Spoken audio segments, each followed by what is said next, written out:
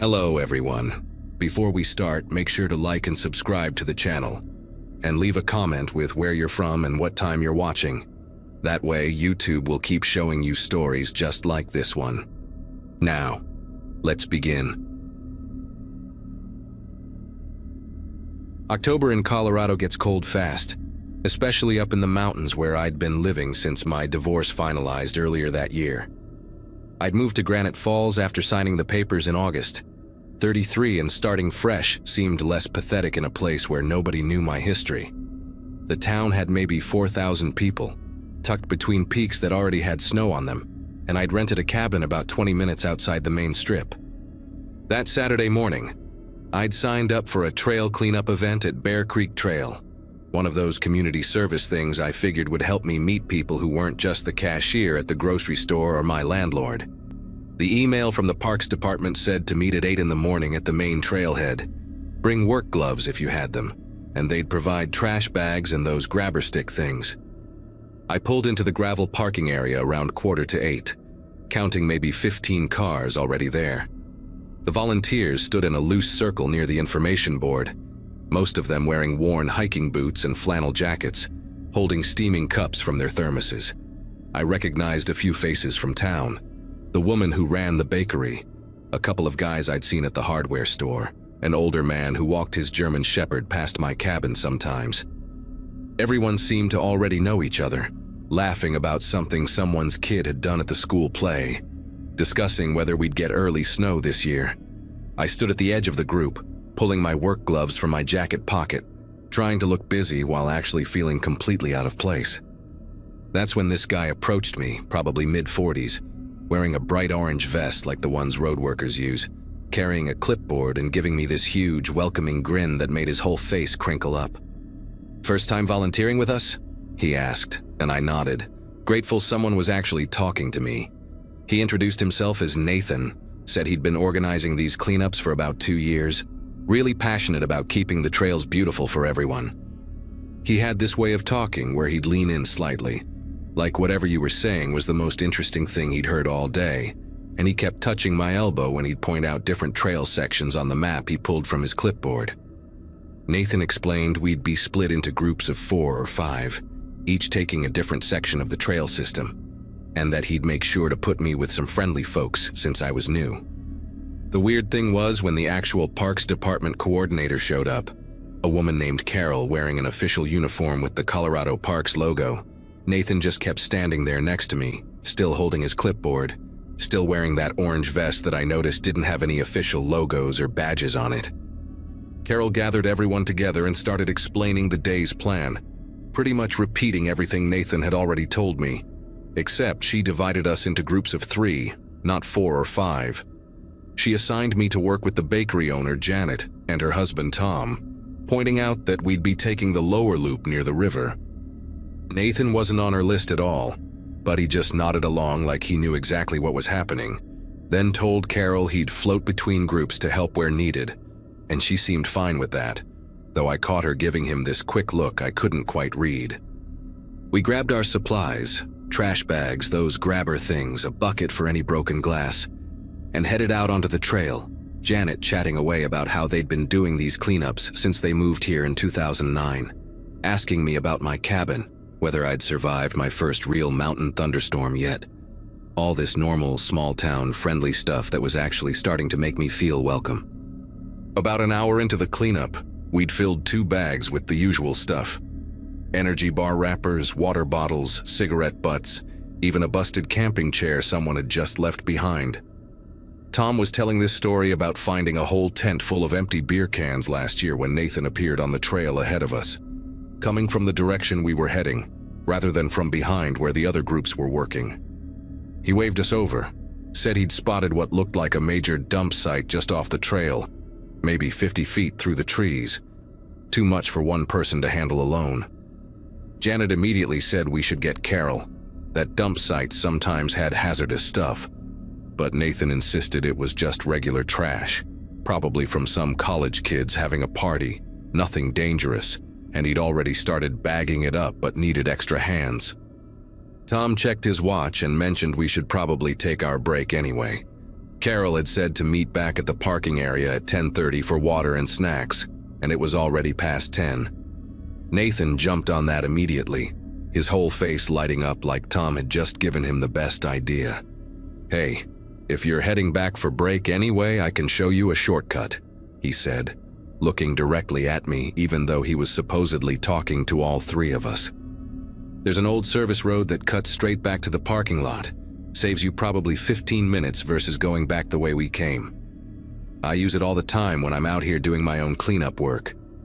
Janet started to say something about sticking to the marked trails, but Nathan was already pointing through the trees to the left, explaining how the old road connected to the back end of the parking area, right where the portable toilets were set up, and we could grab our snacks and be back before anyone even noticed we'd taken a different route. The way he kept focusing on me while he talked, like Janet and Tom weren't even there, made my chest feel tight in this way I tried to ignore. Told myself I was just being paranoid because I'd been alone too much lately. Tom actually seemed interested in the shortcut, started asking Nathan about whether it was the same service road they'd used to bring in equipment when they rebuilt the footbridge last spring. But Janet grabbed her husband's arm, said something about her knee acting up and needing to take the easier path back, the one they knew. Nathan's expression flickered for just a second, this flash of irritation that made him look completely different from the friendly volunteer helper he'd been playing all morning, before the big smile came back. He turned to me then, completely turned his back on Janet and Tom, and asked if I wanted to see the shortcut anyway. Said he could show me real quick while they headed back the long way, and we'd probably still beat them to the parking area. "Always good to know multiple routes," he said, already taking a few steps toward the trees, especially for someone new to the area. "These trails can get confusing if you don't know all the little connections." I actually took a step toward him. Even now, writing this, I can't believe I actually took that step. Started to follow this stranger into the woods just because I didn't want to seem rude or unfriendly. But Janet spoke up, louder this time, almost sharp, saying, "She's with our group, Nathan. Carol assigned the groups for a reason." The way she said his name, with this edge to it, made me stop and really look at her face. Her expression was pleasant enough, still smiling, but her eyes were locked on Nathan with this intensity that made me suddenly very aware that we were pretty far from the parking area, pretty far from the other groups, and that nobody except Janet and Tom actually knew where I was right then. Nathan laughed, this easy, casual sound that didn't match the way his jaw had tensed up, and said sure, of course, he was just trying to be helpful, share some local knowledge with a newcomer. We started walking back the way we'd come, Janet keeping me between her and Tom, Nathan trailing behind us for a while before eventually disappearing off to the side, supposedly to check on another group. Janet kept up this steady stream of chatter about her bakery, asking if I'd tried her sourdough yet, telling me about the farmer's market on Saturdays, normal stuff. But her hand stayed on my arm the whole walk back, gentle but firm, like she was making sure I stayed with them. When we got to the parking area, most of the other groups were already there, Carol passing out bottled water and granola bars from a cooler in her truck. I grabbed my water and walked over to thank Janet for showing me the ropes, and that's when she pulled me aside, glanced around to make sure nobody was close enough to hear, and asked me in this low, careful voice if Nathan had approached me before today, if I'd seen him around town, if he'd maybe been to my cabin. The question made my whole body go cold in this visceral way that finally broke through my polite social programming. I told her no, I'd never seen him before this morning, and asked what was going on, why she was asking. Janet exchanged this look with Tom, one of those married couple conversations that happens without words, before she told me that Nathan had been showing up to these cleanup events for about 6 months. Always had some reason to be there but was never officially on the volunteer list. And 3 times now, young women who'd joined the groups had mentioned him making them uncomfortable, trying to separate them from others, offering to show them shortcuts or special spots along the trails. Carol had tried to tell him he needed to register properly if he wanted to volunteer, but he always had some excuse, some reason he was just passing through, just helping out. And since he'd never actually done anything they could report, they couldn't exactly ban him from public trails, I looked around the parking area then, scanning the groups of volunteers who were getting ready to head back out after break, but I didn't see Nathan anywhere. Neither did Janet when I asked her, and that seemed to worry her more than anything else. She grabbed Carol, pulled her over, and quickly explained that Nathan had tried to get me alone on some shortcut trail, and now he'd disappeared. Carol's face went tight, and she immediately did a head count, checking her clipboard against the people standing around, asking each group if everyone was accounted for. That's when we realized Melissa was missing. A young woman from Fort Collins who'd driven up for the event, probably 25 or 26, auburn hair in a ponytail, wearing a Colorado State University sweatshirt. She'd been working with the group on the upper trail, and her team leader said she'd mentioned needing to use the bathroom about 40 minutes ago, headed back toward the parking area where the portable toilets were, and they'd assumed she'd just gone straight to break afterward. Carol called Melissa's phone immediately, and we could all hear it ringing somewhere nearby, this cheerful pop song ringtone echoing from the woods behind the portable toilets, exactly where Nathan had said his shortcut came out. Tom and 2 other guys jogged over to look while Carol called 911, and they found the phone about 30 feet into the trees, lying in the dirt next to a dropped water bottle and 1 work glove. The screen was cracked but still working, and when Carol picked it up with a tissue to preserve any fingerprints, we could all see the text message that was typed but never sent, just sitting there in the message field. "He's not part of the team." The timestamp showed she'd started typing it 28 minutes ago. The police arrived within 15 minutes, benefits of a small town where nothing much happens, and they immediately started searching the woods, brought in dogs within the hour, but Melissa and Nathan were both gone, just gone, like they'd never existed. Except for that phone and that unsent warning that she'd tried to give someone, probably her friend who was supposed to pick her up later, before Nathan had stopped her from hitting send. The search went on for 3 days. They found Nathan's orange vest snagged on a branch near the river crossing about 2 miles from the trail, and Melissa's other glove further downstream, but nothing else. The police discovered Nathan's truck parked at a different trailhead 5 miles away, one that connected to the same trail system through those old service roads he'd mentioned. Inside, they found maps of the entire trail network, with handwritten notes about quiet spots and low traffic times, plus a notebook with descriptions of various women who'd attended previous cleanup events. Hair color, approximate age, whether they'd come alone, which cars they'd driven. My description was in there from that morning. New, divorced, cabin off Forest Road 7, white Subaru, isolated. The FBI got involved after that, connected Nathan to similar disappearances in Wyoming and Montana, always at volunteer trail events, always targeting women who were new to the area, always vanishing without a trace afterward. They never found Melissa. Her parents came down from Nebraska, stayed in town for 2 weeks, put up posters everywhere, but eventually they had to go home with nothing but questions. The theory was that Nathan had some kind of hideout in the backcountry, maybe an old mining cabin or cave system, somewhere he could disappear to when things got hot. The police searched every structure in a 20-mile radius, used helicopters with thermal imaging, brought in cave specialists to check the old mines, but the mountains up here are vast and full of places where someone who knows the terrain could hide forever. What haunts me most is thinking about those 40 minutes between when Melissa left her group and when we realized she was gone. She must have run into Nathan near the toilets, maybe recognized him from the morning meeting, thought he was safe because he was wearing that official-looking vest, and followed him just far enough into the trees for him to reveal who he really was. Just like I almost did, except I had Janet watching out for me, and Melissa had nobody. I moved out of Granite Falls 2 months later, not because anyone blamed me or treated me differently, but because I couldn't drive past that trailhead without thinking about how close I'd come, couldn't see the mountains without wondering if Nathan was still up there somewhere, watching, waiting for things to calm down so he could come back with a different name, different vest, same friendly smile. Janet helped me pack, and on my last day she told me something that still gives me nightmares. About a month before the cleanup event, she'd seen Nathan at the grocery store, standing near the community bulletin board where I'd pinned a note about looking for hiking buddies since I was new to town, He'd been taking a photo of it with his phone. She hadn't thought anything of it at the time, just figured he was interested in hiking too.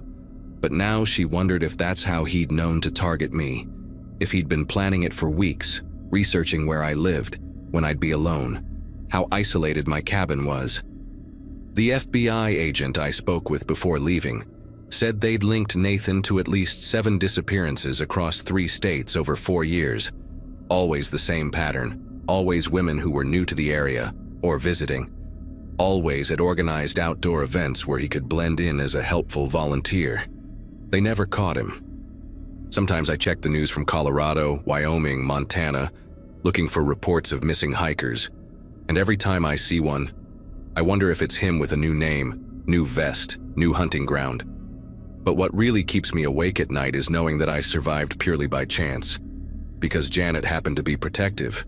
Because Tom happened to mention the break at the right moment. Because something in Janet's voice made me stop walking toward those trees. Melissa probably had those same instincts, probably felt that same chest-tightening worry, but she didn't have a Janet, and that text she tried to send, "He's not part of the team," was her trying to be her own warning system, trying to protect herself or maybe warn others, and it wasn't enough. It's never enough when they know the terrain better than you, when they've had months to plan, when looking helpful is their camouflage.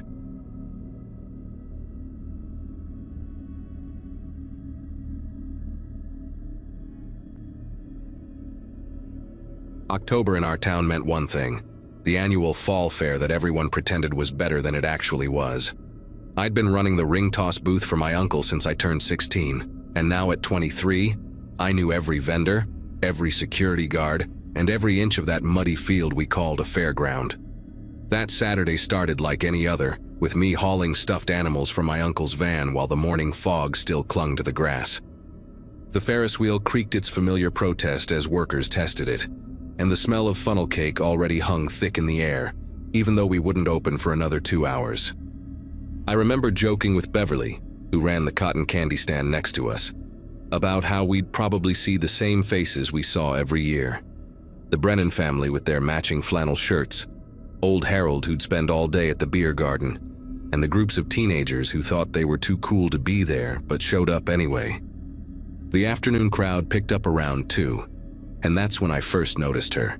Not because anything seemed wrong, but because she was helping a little kid who dropped his corn dog in the dirt. She couldn't have been more than 17, wearing one of those oversized hoodies that kids like these days, the purple one with the high school mascot on it. She bought the crying kid a new corn dog with her own money, and I remembered thinking that was pretty decent of her. Maybe an hour later I saw her again with a group of friends near the Gravitron, all of them laughing and filming each other trying to eat caramel apples without getting it all over their faces. Normal teenage stuff, you know? The kind of thing you see 100 times every fall fair and don't think twice about. But something made me keep noticing her throughout the day. Not in a creepy way, just one of those things where once you see someone, you keep spotting them in the crowd. Around 5:30, when the sun started painting everything orange and the air got that perfect October bite to it, I noticed her again, but this time she was alone. She stood between the corn maze entrance and the row of food trucks, typing on her phone with this intense focus, her face all scrunched up like she was worried about something. That's when I saw him for the first time. Baseball cap pulled low, plain gray jacket. Nothing special about him except the way he was standing. He was by the churro stand, maybe 20 feet from her, holding a cup of something but not drinking it, just holding it. When she moved toward the lemonade truck, he moved too, keeping that same distance. When she got in line, he suddenly found something very interesting to look at on the prize board at the basketball game right next to the lemonade truck. The way he moved wasn't random. It was deliberate, calculated, like he was playing some kind of game only he knew the rules to. I had a line of customers then, families wanting to win giant teddy bears, so I had to focus on my booth. But between customers, I kept glancing over, and each time, he was there, always that same distance from her, always pretending to be interested in something else. She'd moved to the kettle corn stand, and he was examining the menu at the BBQ place next door. She walked toward the portable restrooms, and he suddenly needed to throw something in the trash can nearby. The girl kept checking her phone, typing fast, and at one point she looked around quickly, like she was trying to spot someone in the crowd. Her whole body language had changed, shoulders hunched, walking faster, not stopping to look at anything anymore. I wanted to say something, do something, but what? Walk up to her and say, "Hey, that guy might be following you." What if I was wrong? What if he was just some dad waiting for his kid or something? You always think you'll know exactly what to do in these situations until you're actually in one. Then she did something that made my chest tighten. She ducked behind the funnel cake truck and just stood there, pressed against the back of it, peering around the corner. The man in the baseball cap had stopped too, standing by the ring toss game across from my booth, still holding that same cup he'd been carrying for at least 20 minutes now. He was scanning the crowd, methodical, his head moving slowly from left to right. When he didn't see her, he actually walked the entire perimeter of the food truck area, passing right by where she was hiding. She waited until he was on the opposite side before she darted out, heading toward the edge of the fairgrounds where the exhibitor parking was. But here's what made everything worse. As soon as she moved, he turned around like he'd been expecting it, like he knew exactly what she'd do.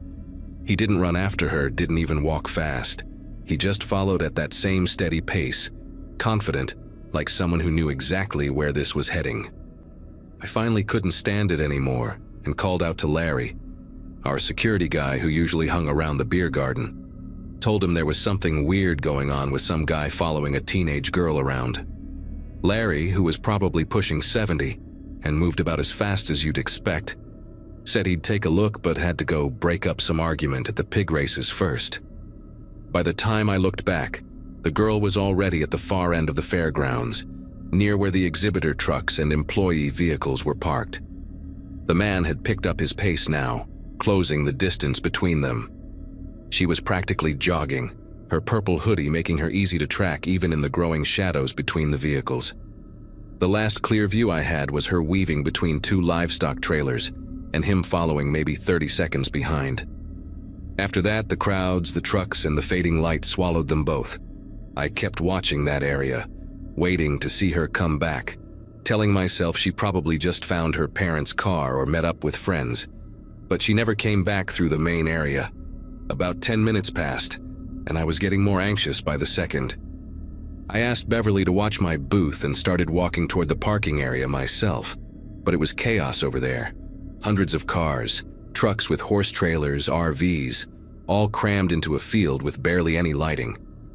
I walked up and down a few rows, calling out, asking if anyone had seen a girl in a purple hoodie, but most people were either inside their vehicles or already heading back to the fair. Then I heard it, a truck engine starting up, that distinct diesel rumble.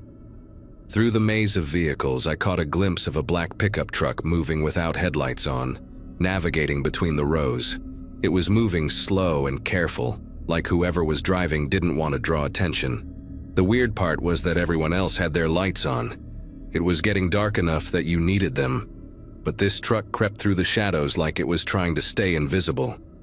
It reached the exit onto the access road, and only then did the lights flicker on, just as it turned onto the main road and accelerated away.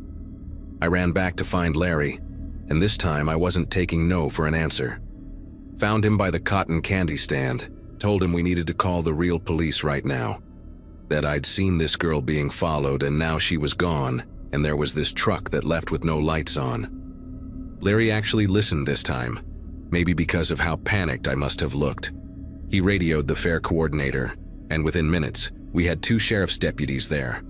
I told them everything, about the girl in the purple hoodie, the man in the baseball cap, how he'd followed her to the parking area, the black truck leaving without lights. They took it seriously, started asking specific questions. Did I know who she was? Had I seen either of them before? Could I describe the man better? Problem was, I'd been so focused on his behavior that I hadn't really studied his face. Average height, average build, that gray jacket and baseball cap, probably somewhere between 30 and 45. Could have been anybody. The deputy said they'd checked the security cameras and started walking around asking other vendors if they'd seen anything. That's when things got really bad. About 20 minutes later, While I was still talking to one of the deputies, a woman came running up to us, completely hysterical. She was looking for her daughter, Ashley, 17 years old, supposed to meet her at the main entrance at 7 but never showed up. When the deputy asked what she was wearing, the woman pulled out her phone, showing us a photo from earlier that day, purple hoodie with the school mascot on it. My whole body went cold. The deputy's expression changed completely, and he immediately got on his radio, calling for backup and asking someone to review the security footage right away. The mother kept saying Ashley always answered her texts, always, and she'd sent one message at 6:40 saying some creep wouldn't leave her alone, then nothing. She showed us the text. "Mom, this guy in a baseball cap won't stop following me between the food stands, coming to the car." That was it, the last thing she ever sent. Within an hour, the whole fairground was swarming with police. They shut down all the exits, started checking every vehicle trying to leave, interviewing everyone they could find. They pulled the security footage from the 3 cameras they had, one at the main entrance, one by the ride ticket booth, and one overlooking part of the parking area. The footage was grainy and mostly useless, but that last camera caught something. At 6:52, you could see Ashley walking alone toward the back section of the parking area, moving fast. 6:53, a figure in what looked like a baseball cap following the same path. 6:54, nothing, just empty frame.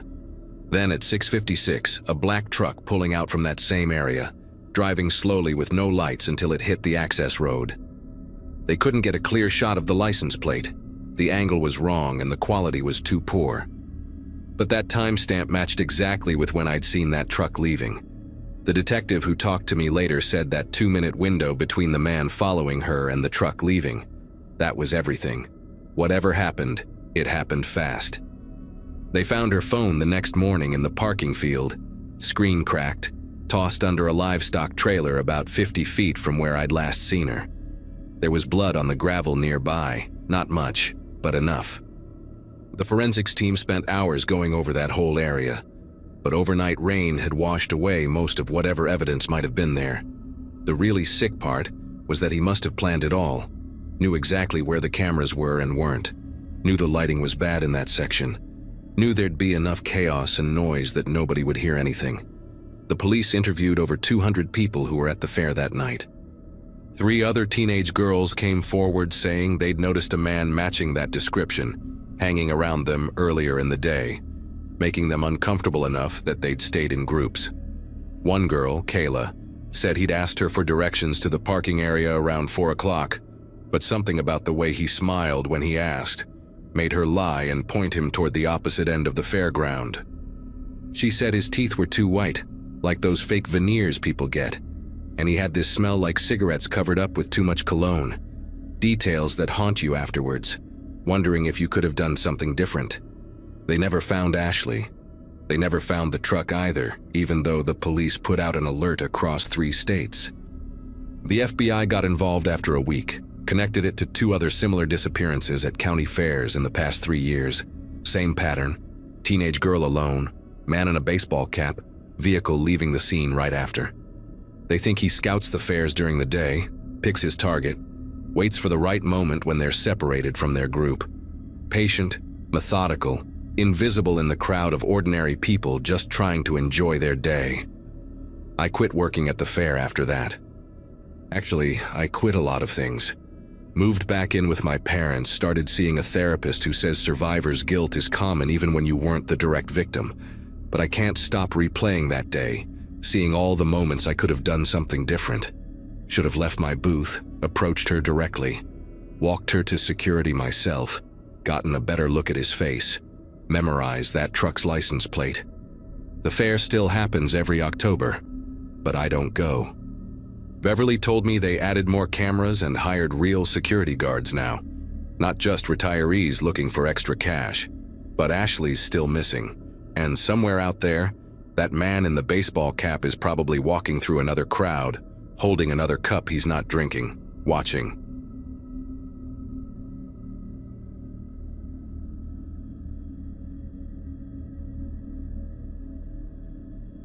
The fog had gotten so thick on Interstate 84 through Oregon that I couldn't see more than 20 feet ahead, and after 16 hours of hauling refrigerated goods, my eyes were playing tricks on me. I'd been driving trucks since my divorce papers got finalized in 2011, and at 41, I figured I'd seen every weird thing these highways had to offer. The dashboard clock showed 2:47 a.m. when I spotted the Cascade View Rest Area sign emerging from that thick soup of white. My bladder had been screaming for the past hour, and the coffee thermos I'd drained somewhere around Baker City wasn't helping. The parking lot lights were mostly off when I pulled in, which should have been my first warning. Only one sodium lamp flickered near the main building, casting these long, distorted shadows across the empty spaces. Construction barriers lined half the lot, and a sign reading "Closed for renovation, no facilities available" stood crooked against some orange cones. This was supposed to be October peak travel season, but the place looked like it had been abandoned for months. But that single restroom light glowing through the fog, right there in the men's room window, told a different story. Maybe the construction crew left it on, or maybe they kept one bathroom operational for emergencies. Either way, my options were limited to either using that bathroom or pissing in a bottle in my cab like some rookie. I grabbed my flashlight from the door pocket and killed the engine. The silence hit different out here. Not peaceful, but heavy, like the fog was swallowing every sound before it could travel. My boots crunched on loose gravel as I walked toward that lone light, passing abandoned construction equipment and stacks of concrete barriers. The door handle felt colder than it should have, even for an autumn night, and when I pushed it open, the hinges screamed like they hadn't been touched in weeks. Inside, the fluorescent light buzzed and flickered, giving everything this sickly, greenish tint. The renovation hadn't reached this bathroom yet, but it looked rough. Cracked tiles, rust stains running down from the faucets, and that smell of old bleach mixed with something else I couldn't place. 3 stalls lined the left wall, all with their doors hanging slightly open except the middle one, which was shut tight. A backpack sat on the floor next to the sinks, one of those expensive hiking types with all the straps and clips. Strange thing to leave behind, I thought, walking closer to check it out. The main compartment hung open, and right there on top of some crumpled clothes sat an iPhone, propped up against the fabric. The screen was still on, still recording video, the red recording button blinking at the top. My first instinct was to call out, ask if anyone was there, but something about the setup made me pause. The phone's battery showed 12%, and the recording timer read 3:47:23. Almost 4 hours of continuous recording. Who leaves their phone recording for 4 hours in an abandoned rest stop bathroom? I picked it up carefully, trying not to smudge any fingerprints in case this was some kind of crime scene. The video showed mostly darkness with occasional glimpses of the bathroom ceiling when someone must have adjusted the phone's position. I started scrubbing backward through the footage, watching shadows move in reverse, until I hit something that made me stop breathing. There was a person in frame, someone wearing a baseball cap pulled low, standing in front of that closed middle stall. The timestamp showed 11:14 p.m., which meant this happened just a few hours ago. The person in the video stood perfectly still, just facing that stall door like they were waiting for something. Then they knocked. 3 slow, deliberate raps that echoed in the empty bathroom. A voice came from inside the stall, muffled but clearly terrified, saying something I couldn't quite make out. The person with the cap tilted their head, listening, then reached into their jacket pocket. They pulled out what looked like a long, thin piece of metal, maybe a coat hanger that had been straightened out. They slid it through the gap between the door and the frame, working it around like they knew exactly what they were doing. The whole time, whoever was in that stall kept talking, pleading, their voice getting higher and more desperate. After about 30 seconds of working that metal piece, there was a click, and the stall door swung open from the outside. The video got shaky after that, like whoever was holding the phone, probably the person in the stall, had started panicking. But in those last few seconds before the recording angle went wild, I saw the person with the cap step into the stall, saw them reaching forward with both hands, and then the phone must have fallen, because suddenly it was just showing the backpack's interior. The audio kept going though, shuffling sounds, something being dragged across the tile floor, and then footsteps walking away. After that, nothing but the buzz of the fluorescent light for the next 3.5 hours. I looked at that middle stall, still closed tight, and noticed something I'd missed before. There were scratch marks on the tile floor leading from the stall to the main door, like something heavy had been dragged out. My brain kept trying to process what I'd just watched while my body stood frozen in that bathroom. The smart thing would be to get back to my truck, call 911, and let the cops handle this.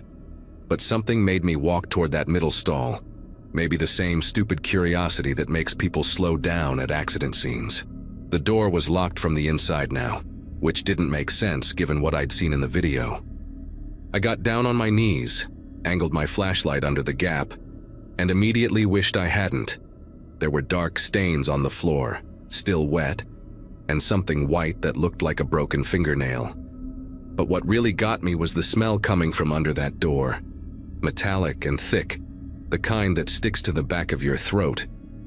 I stood up fast, maybe too fast, because I knocked into the sink and sent the backpack sliding across the floor.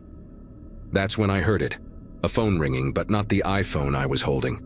The sound was coming from inside the closed stall, a cheerful default ringtone that felt completely wrong in this place. It rang once, twice, 3 times, then stopped. The silence that followed felt alive somehow, expectant. Then a text message sound pinged from inside the stall. Another ping, then another. Someone was trying to reach whoever had been locked in there. I backed toward the door, still holding that iPhone with its dying battery, when I heard something that made every hair on my body stand up. Footsteps outside, slow and deliberate, crunching across the gravel. They stopped right outside the bathroom door. The handle started to turn just like in the video, except this time I was the one trapped inside. The door began to open, and through the gap, I could see the outline of someone wearing a baseball cap. I didn't think, just reacted, throwing my full weight against the door and slamming it shut. The person on the other side stumbled back, and I heard them hit the gravel hard. My fingers fumbled with the deadbolt, finally getting it locked just as they started pounding on the door. Not knocking like in the video. This was violent, desperate hammering that made the whole frame shake. They weren't saying anything, which somehow made it worse. Just that relentless pounding while I stood there, trying to figure out my next move. The bathroom had no windows, no other exit. My truck keys were in my pocket, but my truck was 50 feet away through that fog, and whoever was outside stood between me and it. The pounding stopped suddenly, and I heard footsteps moving away, circling around the building. They were looking for another way in. I grabbed the backpack, shoved the iPhone inside, and tried to think. The person knew this place, knew about the renovation, probably knew every possible entrance. Then I remembered the construction equipment outside. There had to be tools, maybe something I could use to defend myself. The footsteps had moved to the back of the building now, and I could hear metal scraping against metal. They were trying to pry open a service door or ventilation grate. I turned off my flashlight and stood in the flickering green light, listening to them work. That's when the lights cut out completely. The electrical box, I realized. They'd killed the power. In the absolute darkness, I heard that service door finally give way with a shriek of bent metal. They were inside the building now, somewhere in the walls or ceiling, moving through the renovation areas. I could hear them crawling through the space above, tiles shifting and creaking under their weight. I knew I had maybe 30 seconds before they found a way to drop down into the bathroom. In the pitch black, I felt my way along the wall to the door, unlocked it as quietly as I could, and slipped outside. The fog hit me like a physical thing, so thick I could barely see my own feet. But I knew my truck was straight ahead, maybe 50 feet through the construction zone. I started moving, trying to remember where the barriers were, where the equipment sat. Behind me, I heard a ceiling tile crash down inside the bathroom, followed by the thud of someone dropping to the floor. They'd realize I was gone in seconds. I picked up my pace, stumbling over something metal that clanged loud enough to wake the dead. Sure enough, the bathroom door burst open behind me, and I heard those footsteps again, faster now, coming straight for me. My hand finally found the cold metal of my truck's door handle, and I yanked it open, practically falling inside. The engine roared to life. headlights cutting through the fog to reveal a figure standing just 10 feet away. Not running anymore, just standing there in that baseball cap, head tilted like they were studying me. I threw the truck in reverse, tires spinning on the loose gravel, and got the hell out of there. As I pulled onto the highway, I grabbed my CB radio with shaking fingers and called in an emergency to any trucker or cop who might be listening. 20 minutes later, I met 2 state troopers at a gas station and led them back to the rest stop. We found the bathroom exactly as I'd left it. The backpack, the phone still recording though, now dead. The scratch marks, the blood. But when they finally got that middle stall open with bolt cutters, it was empty except for more blood and a wallet belonging to someone named Brandon Hewitt. The cops took everything as evidence, launched a whole investigation. They found Brandon's car abandoned 5 miles up a service road, but never found Brandon himself or whoever took him. The detective assigned to the case called me a few weeks later, with an update that made my skin crawl all over again. They'd recovered the full video from the iPhone, including deleted segments from earlier in the evening. Brandon had been documenting his solo hiking trip, talking to the camera about the trails he'd explored that day. In one clip from around 9 p.m., he mentioned stopping at the rest area despite the construction signs because he desperately needed a bathroom. But here's what really got me. In the background of that video, barely visible in the corner, there was someone already there, sitting in a van in the far corner of the parking lot. Just sitting there in the dark, waiting. The police enhanced the image and found something else. Construction equipment in the van's back window that matched tools stolen from a worksite 40 miles away. Whoever this person was, they'd been using closed rest stops as hunting grounds, knowing travelers would still stop despite the warnings, knowing they'd be isolated and vulnerable. I don't drive that route anymore. Switched to a completely different corridor, even though it adds 3 hours to my deliveries. The cops never found the person in the baseball cap, never found Brandon, never even identified who was driving that van. They put out warnings, increased patrols at rest stops, but nothing ever came of it. Sometimes I wonder if that person is still out there, maybe at a different rest stop, maybe with a different method, just waiting in the dark for someone desperate enough to ignore a closed sign. I kept a copy of one frame from that video, the one where you can just barely make out the figure standing by my truck as I drove away. Something about their posture, the way they just stood there watching me leave. It wasn't disappointment or anger. It was patience. Like they knew there would be others, knew there always would be. And the worst part? They were probably right. Every night, someone somewhere pulls into an empty rest stop, sees that one light still on, and decides to risk it.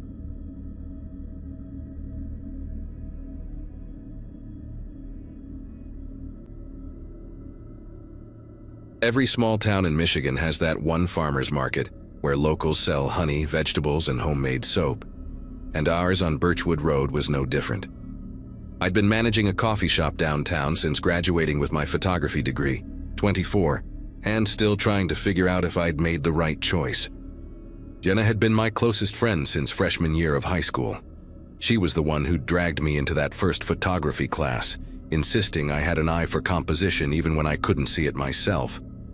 That Saturday afternoon, we were helping her younger sister with an environmental science project about seasonal changes in local ecosystems. Behind the market, there was this incredible stretch of woods where the maple trees turned burnt orange every fall, perfect for the shots we needed.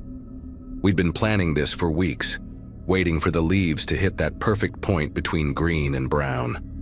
The afternoon started out completely normal, almost boring even. We'd been there since around 2, taking macro shots of decomposing leaves, fungi growing on fallen logs, and the way afternoon light filtered through the canopy. Jenna was lying flat on her stomach, trying to get the perfect angle on some mushrooms growing at the base of an oak tree, while I was adjusting my tripod near a cluster of ferns about 20 feet away. The market was winding down for the day. We could hear vendors packing up their trucks in the distance. That familiar sound of wooden crates being stacked and truck doors slamming. The woods felt peaceful, just the occasional rustle of squirrels gathering acorns and the distant hum of the highway beyond the tree line. I remember checking my phone and seeing it was almost 4:30, thinking we should probably wrap up soon before we lost the good light. That's when Jenna stood up, brushing dirt off her jeans, and grabbed my arm with this strange expression on her face. "Don't look right away," she whispered, her fingers digging into my forearm harder than necessary. "But there's someone watching us, behind the big elm tree, maybe 40 yards back."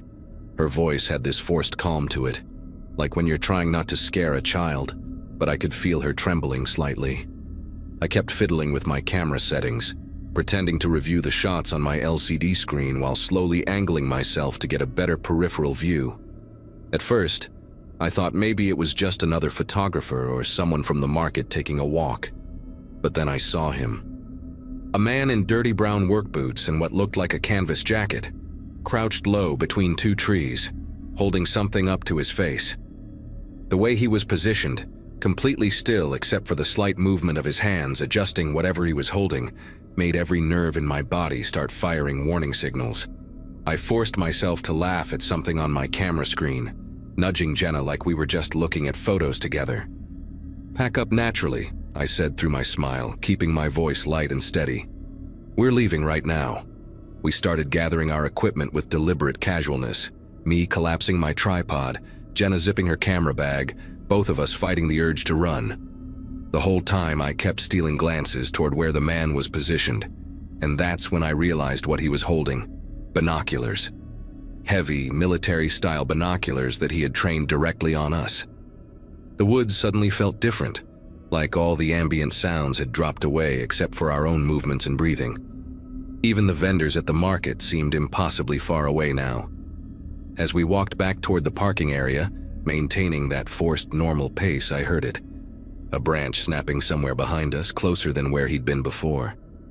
We made it to Jenna's car, a beat-up blue Subaru with too many bumper stickers, and the second the doors closed, she locked them and started the engine in one motion. "Should we call someone?" she asked, her voice shaking now that we could drop the act.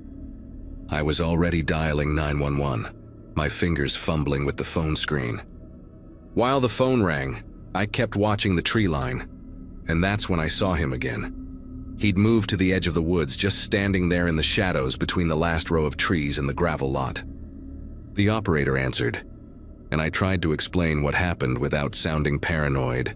But how do you describe that particular flavor of fear when someone's been watching you? The woman on the line said she'd send an officer to check it out, took our information and told us to wait in a safe location. Jenna drove us to the front of the market where there were still people around, and we sat there with the engine running, watching the rearview mirrors. Officer Daniels showed up about 15 minutes later, a younger guy who looked like he'd rather be anywhere else on a Saturday evening. We walked him back to where we'd been shooting, Jenna and I staying close together while pointing out the exact spots. I expected him to brush us off, maybe suggest it was just a bird watcher or someone hiking, but his demeanor changed when he saw the disturbed undergrowth where the man had been crouching. There were clear boot prints in the soft earth, and a worn path that led deeper into the woods, like someone had been going back and forth regularly. Officer Daniels radioed for backup, telling us to stay by his patrol car.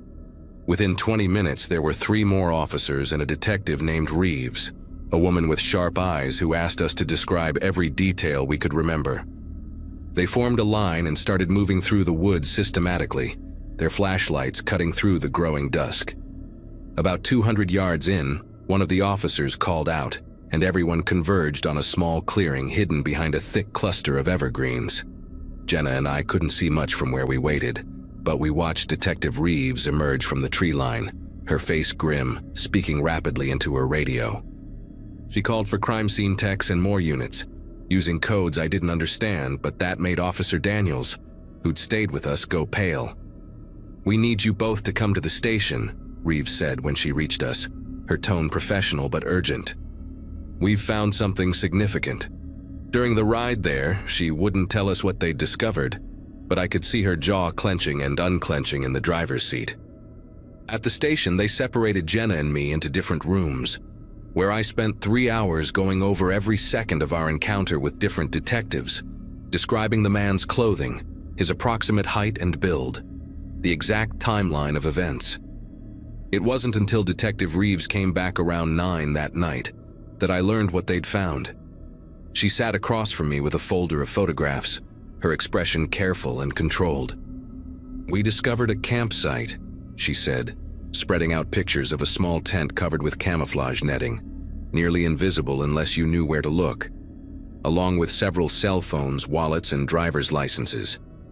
She showed me photocopies of the IDs, 3 women and 1 man, all between 20 and 35, all from towns within a 50-mile radius. I recognized one of the names, Claire Hoffman, from news reports about a missing hiker from the previous month. My throat went completely dry as she explained that these were all people who'd been reported missing over the past year, their cases previously unconnected. The campsite had a portable camp stove, canned goods, and disturbingly a journal filled with detailed observations about people who visited the woods, including dates, times, physical descriptions, and license plate numbers. Detective Reeves flipped through more photos, showing me pages from the journal, though she kept most of the content covered with her hand. What I could see made my skin prickle. Neat, cramped handwriting describing people's routines, which days they typically came to the market, who they were usually with. One entry from 3 weeks earlier mentioned 2 young women with cameras, early 20s, brown and blonde hair, artistic types, with our exact arrival and departure times from a previous scouting trip Jenna and I had made. We hadn't even noticed anyone that day, had felt completely alone in those woods.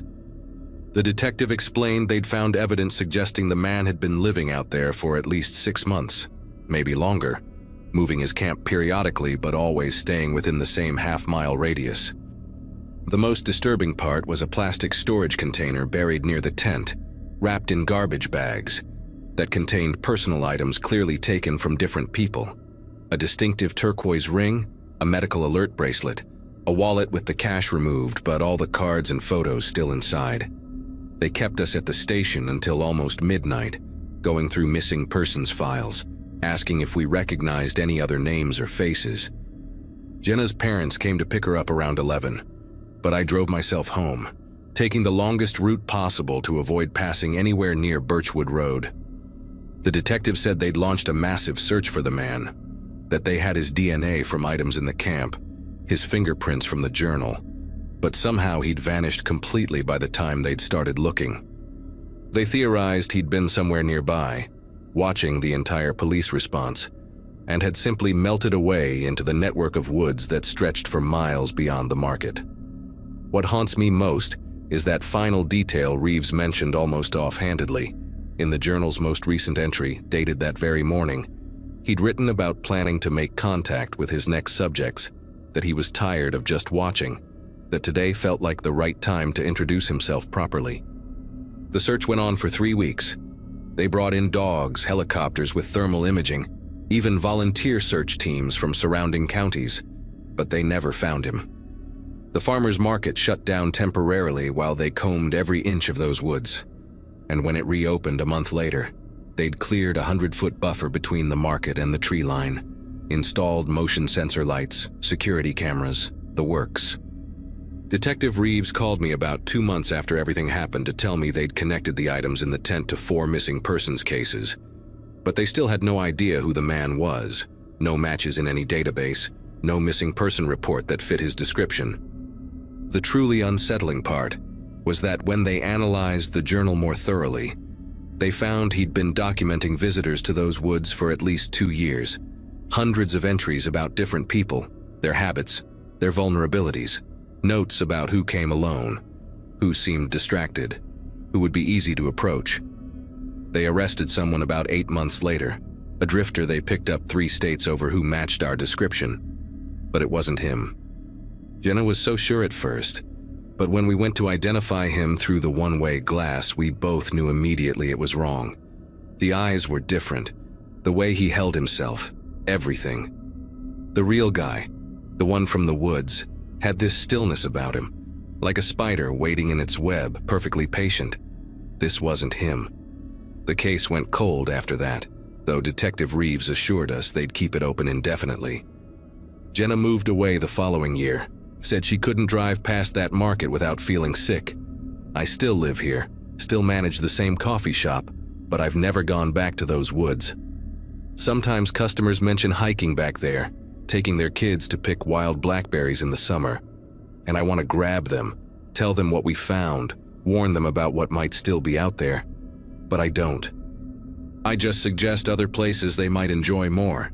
Places with better trails, better berries, better anything to keep them away from those trees where someone once sat watching, writing, waiting for the perfect moment that, thank God, never came for us.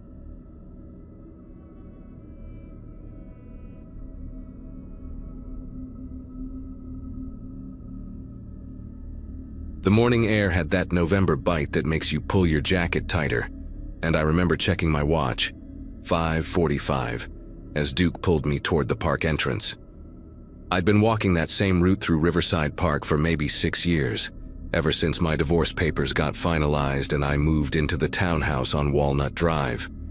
Duke, my golden retriever, knew every tree, every bench, every spot where the squirrels like to hide. That particular morning started like any other, except for the car parked by the eastern tree line with its engine running and headlights cutting through the pre-dawn darkness. A silver sedan, one of those generic 4 doors you see everywhere, positioned oddly between 2 oak trees where there wasn't really a proper parking spot. The exhaust fumes drifted white in the cold air, and I could hear the low rumble of the engine from 50 feet away. Duke wanted to investigate naturally, but I kept him on the path because whoever was in that car probably wanted privacy. Maybe someone having a rough night, or catching a few minutes of sleep before work. The windows were fogged up from the inside, and I couldn't make out anyone through the condensation, though the driver's seat looked occupied from the angle I had. I finished our usual loop, about 40 minutes total, and noticed the car hadn't moved an inch. Still running, still glowing in the darkness. By the time Duke and I headed home, the sky was starting to lighten to that pale gray that comes before sunrise, and I figured whoever it was would be heading out soon. I made breakfast, showered, had my usual 2 cups of black coffee while reading the news on my tablet, and completely forgot about the car until I had to run to the hardware store around 10 that morning. The quickest route to Hanson's Hardware cuts right through the park, so I decided to walk instead of drive. Maybe grab a coffee at the place on 3rd Street afterward. The silver sedan was still there. Same exact spot, same position between those 2 oaks, but now the engine was off and the headlights were dead. The driver's door hung wide open, swaying slightly in the breeze. From where I stood on the path, I could hear something playing from inside. That harsh, crackling sound of radio static turned up too loud. The windows had cleared of condensation, and I could see straight through to the passenger side. Empty. The driver's seat was pushed back all the way, like someone really tall had been sitting there, and there was a coffee cup in the center console, steam still rising faintly from it in the cold air. I stood there for maybe 30 seconds trying to process what I was seeing, because none of it made sense. People don't just abandon their cars with the door open and the radio blasting static. I walked closer, slowly, calling out a "hello?" That came out quieter than I intended. No response. The static kept crackling, oscillating between frequencies like someone had been scanning through stations and just left it between channels. Could see a wallet on the dashboard, brown leather, thick with cards, and a phone face down on the passenger seat. A jacket was draped over the back of the driver's seat, one of those expensive wool coats you see downtown professionals wearing. The coffee cup was still half full, and when I got close enough, I could see the liquid was barely lukewarm, maybe an hour or 2 old at most. There were no signs of struggle, no blood, nothing broken. Just an abandoned car with all the owner's belongings still inside, like they had simply vanished mid-sip.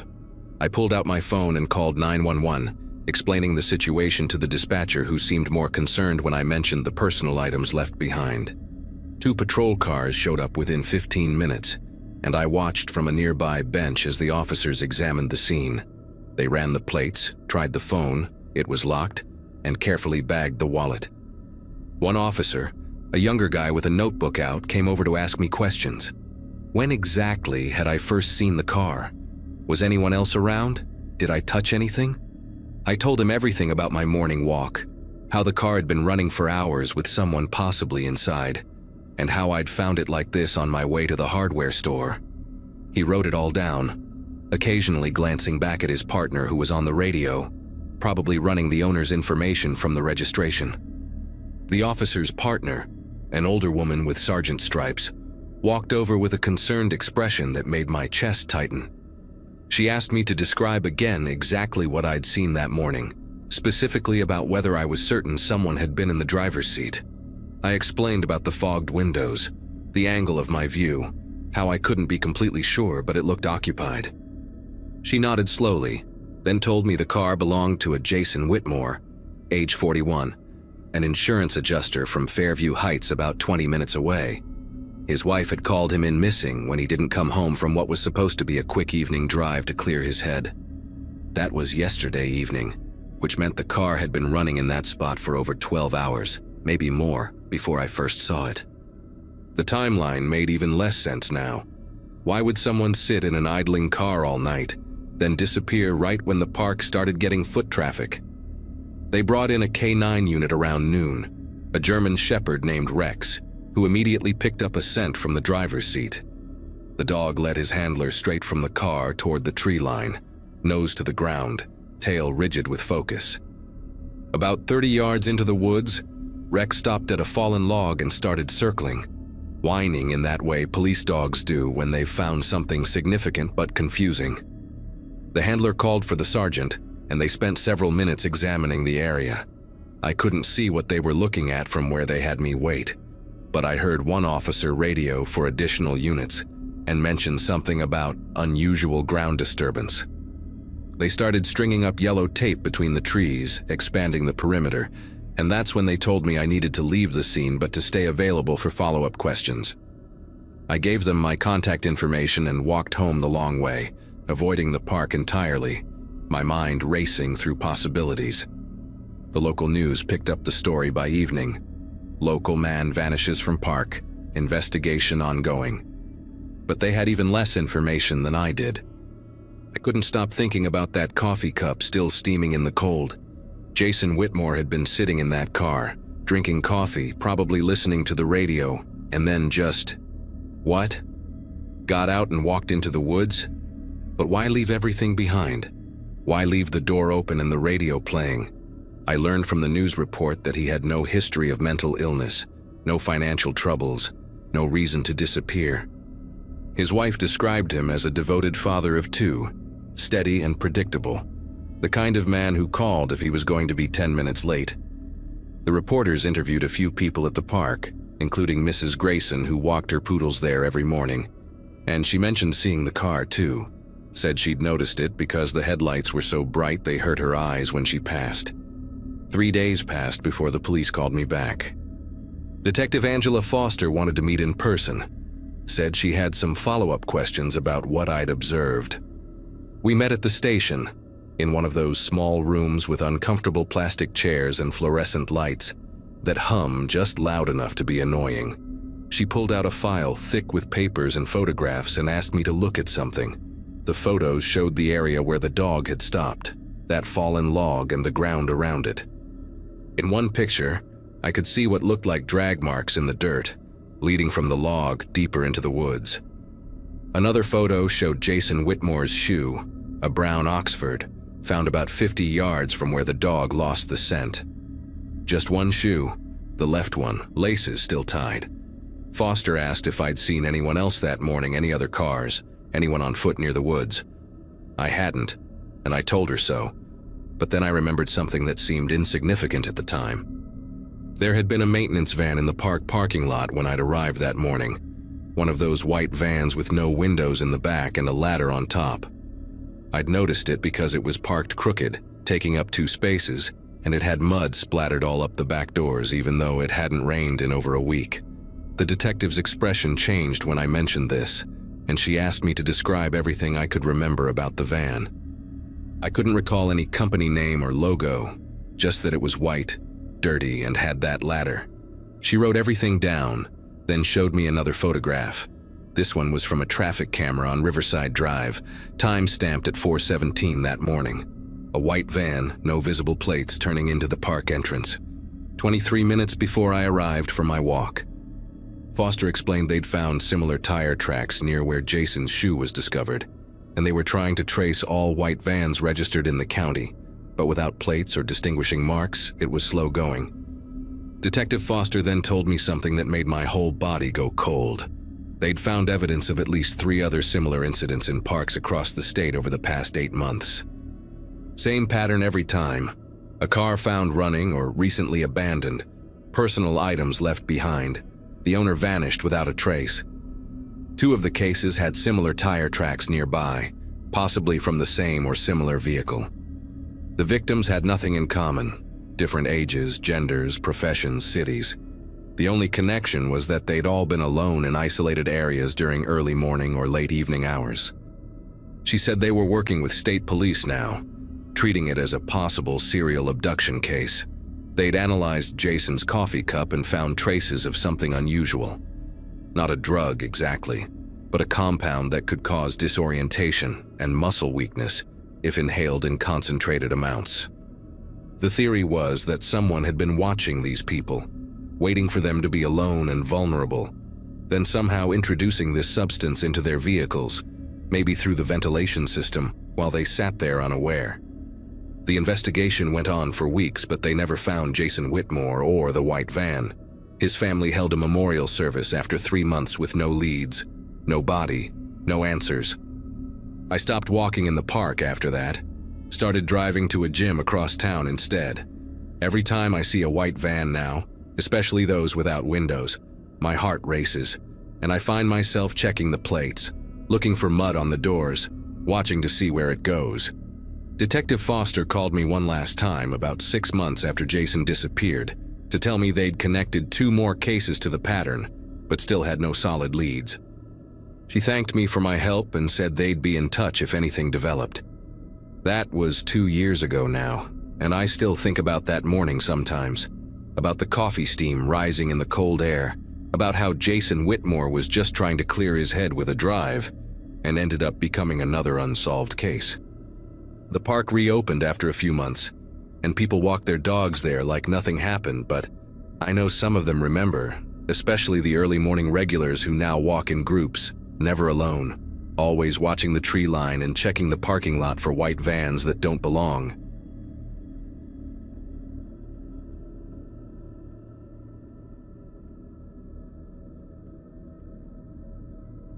Coach Bryant kept us late that Thursday, running penalty kicks until our legs felt like rubber and the field lights had to come on. I remember jogging down Sycamore Avenue afterward with my cleats bouncing against my backpack, thinking about the geometry test I hadn't studied for yet, and whether Mom had made her famous Thursday night lasagna. The neighborhood was settling into that quiet hour when everyone's inside starting dinner, and I could smell wood smoke from someone's fireplace mixing with the wet leaves that covered most of the sidewalks. My 13th birthday was coming up the next month, and I was already planning my argument for why I deserved a new phone, practicing the speech in my head as I walked the familiar 20-minute route home from school. Every house along Sycamore looked warm and lived in, porch lights beginning to glow, except for the Brenner place. 3 stories of rotting wood and broken dreams that had been sitting empty since before we'd moved here 5 years ago. The realtor sign had fallen over so many times they'd finally just removed it, and now the house just sat there, making everyone walk a little faster when they passed by. That evening changed everything though, because as I was doing my usual quick walk past the property, trying not to look at the overgrown hedge that had swallowed half the front gate, I caught movement in the second-floor window facing the street. A person was standing there, about 3 feet back from the glass, completely motionless like they were watching something specific down below. The failing light made it hard to see details, but I could make out a tall frame wearing what appeared to be a long, dark coat, maybe navy or black, with their arms hanging straight down at their sides in this weirdly formal way. My first thought was that someone had finally bought the place and was probably measuring for curtains or checking out the view, so I did what any polite kid from the suburbs would do. I raised my hand in a friendly wave.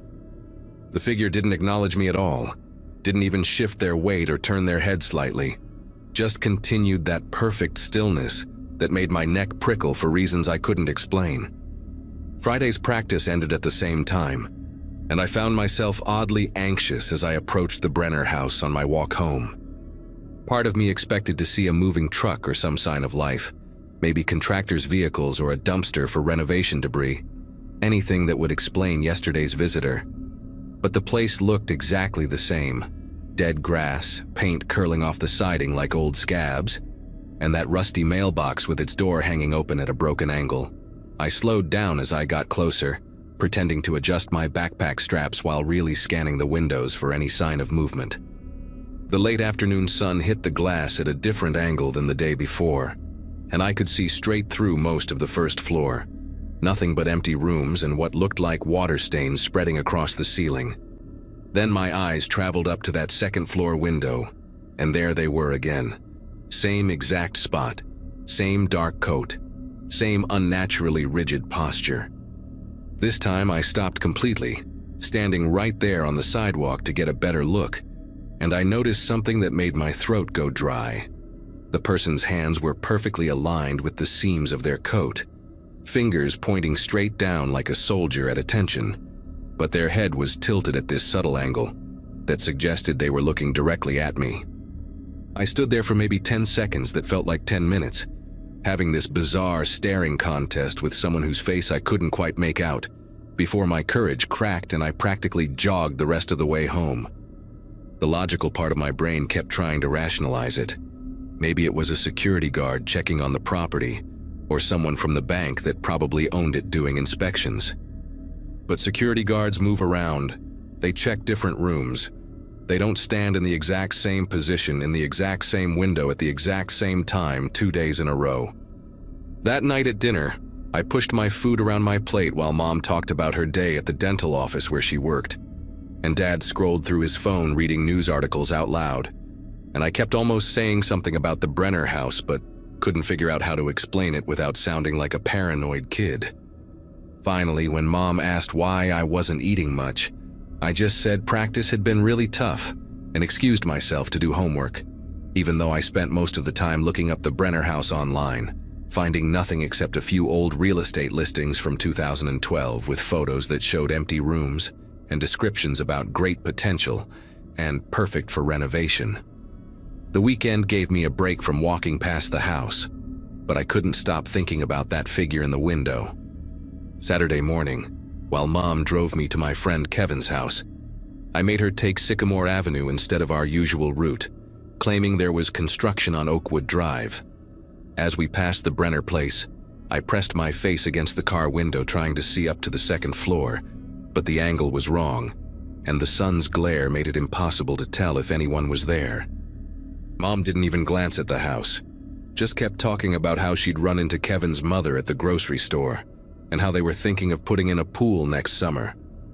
I wanted to ask her if she knew anything about the Brenner house, who owned it, why it had been empty so long, but something held me back. Maybe because I knew she'd want to know why I was asking, and I wasn't ready to explain that I'd been seeing someone in there who stood frozen like a department store mannequin for exactly 1 hour every evening.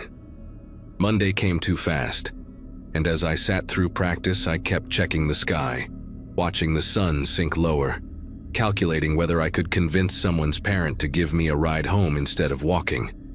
But when Coach Bryant finally blew his whistle and everyone started packing up, I knew I had to see if the pattern continued. My teammate Oliver lived roughly in my direction, and I walked with him for the first 10 minutes, talking about the upcoming game against Riverside Middle. But when we reached the corner where he turned off toward his street, I was alone again. The Brenner house loomed ahead, and this time I noticed something new before I even got close. The porch light was on. Not the weak, flickering kind of light you'd expect from an old bulb that someone forgot about, but a strong, steady glow that made the peeling paint and broken railing look even worse by comparison. I slowed my pace, counting my steps, trying to delay the moment when I'd have to look up at that window. And when I finally did, my whole body went cold despite the sweat from practice still drying on my skin. The figure was there, but this time they weren't alone. There was another person standing in the window directly beside them, wearing an identical dark coat, maintaining that same perfect stillness with their arms pressed against their sides.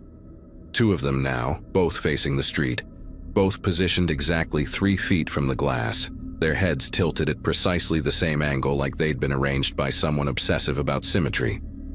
The new person was shorter, maybe 5'8" compared to the original 6 feet, but everything else about their posture and positioning was disturbingly identical. I actually took a step backward into the street, nearly getting clipped by a passing minivan whose driver honked and yelled something I didn't process, because I couldn't look away from those windows.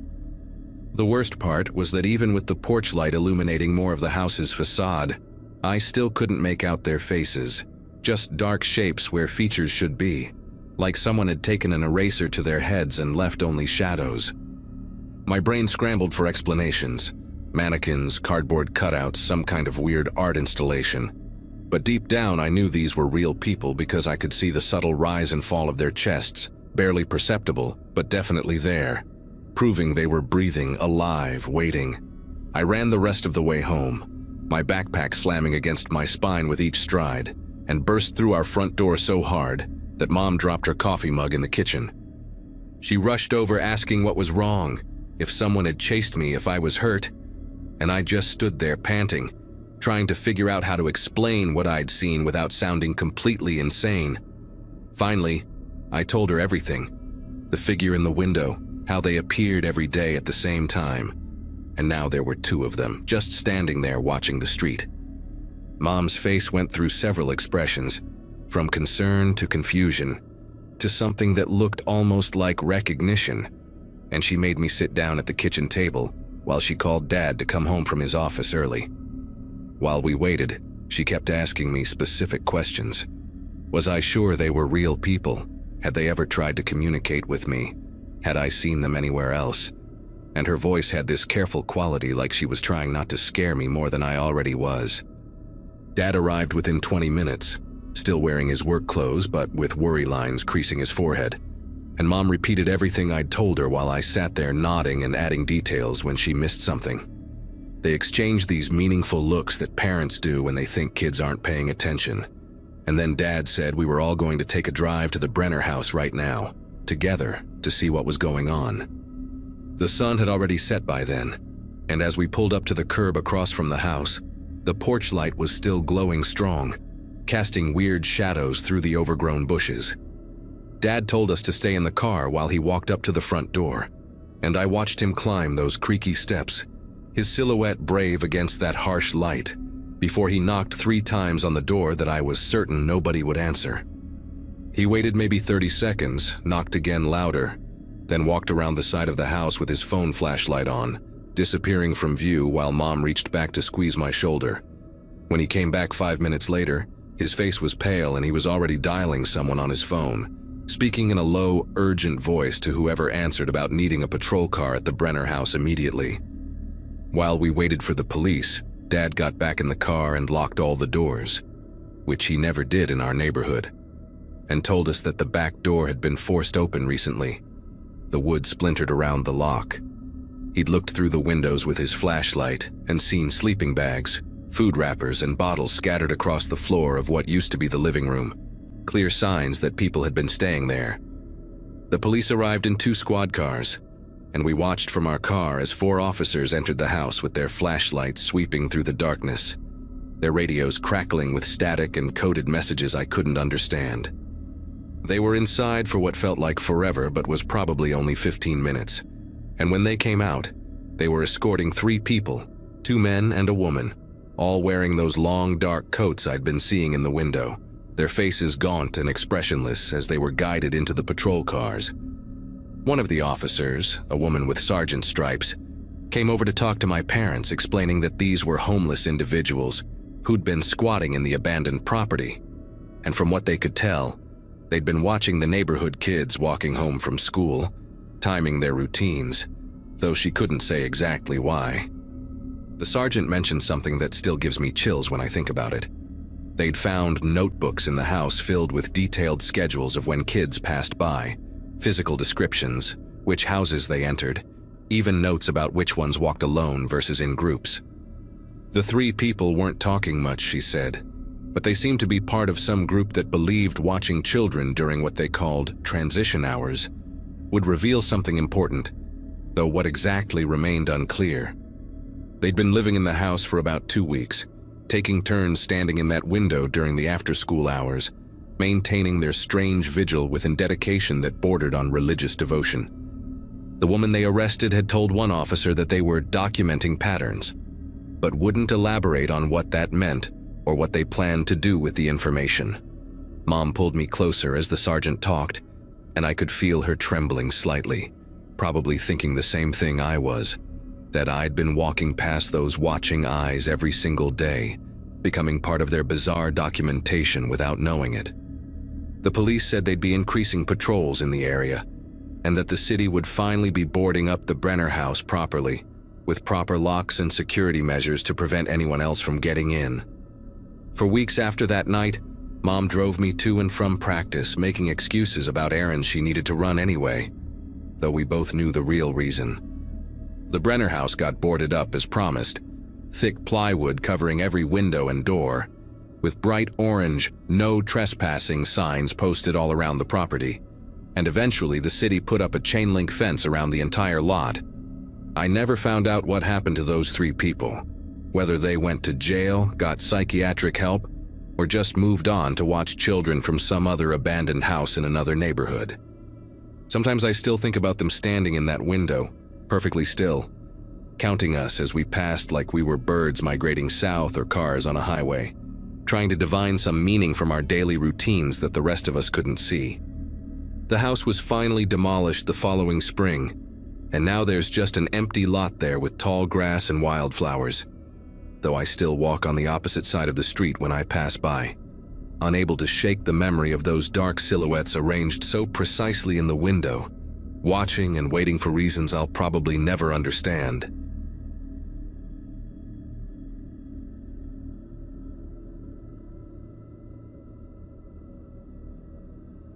Teaching English in a small Polish village wasn't exactly what I'd pictured doing after finishing my master's degree, but here I was, 6 months into a language exchange program about an hour outside Krakow.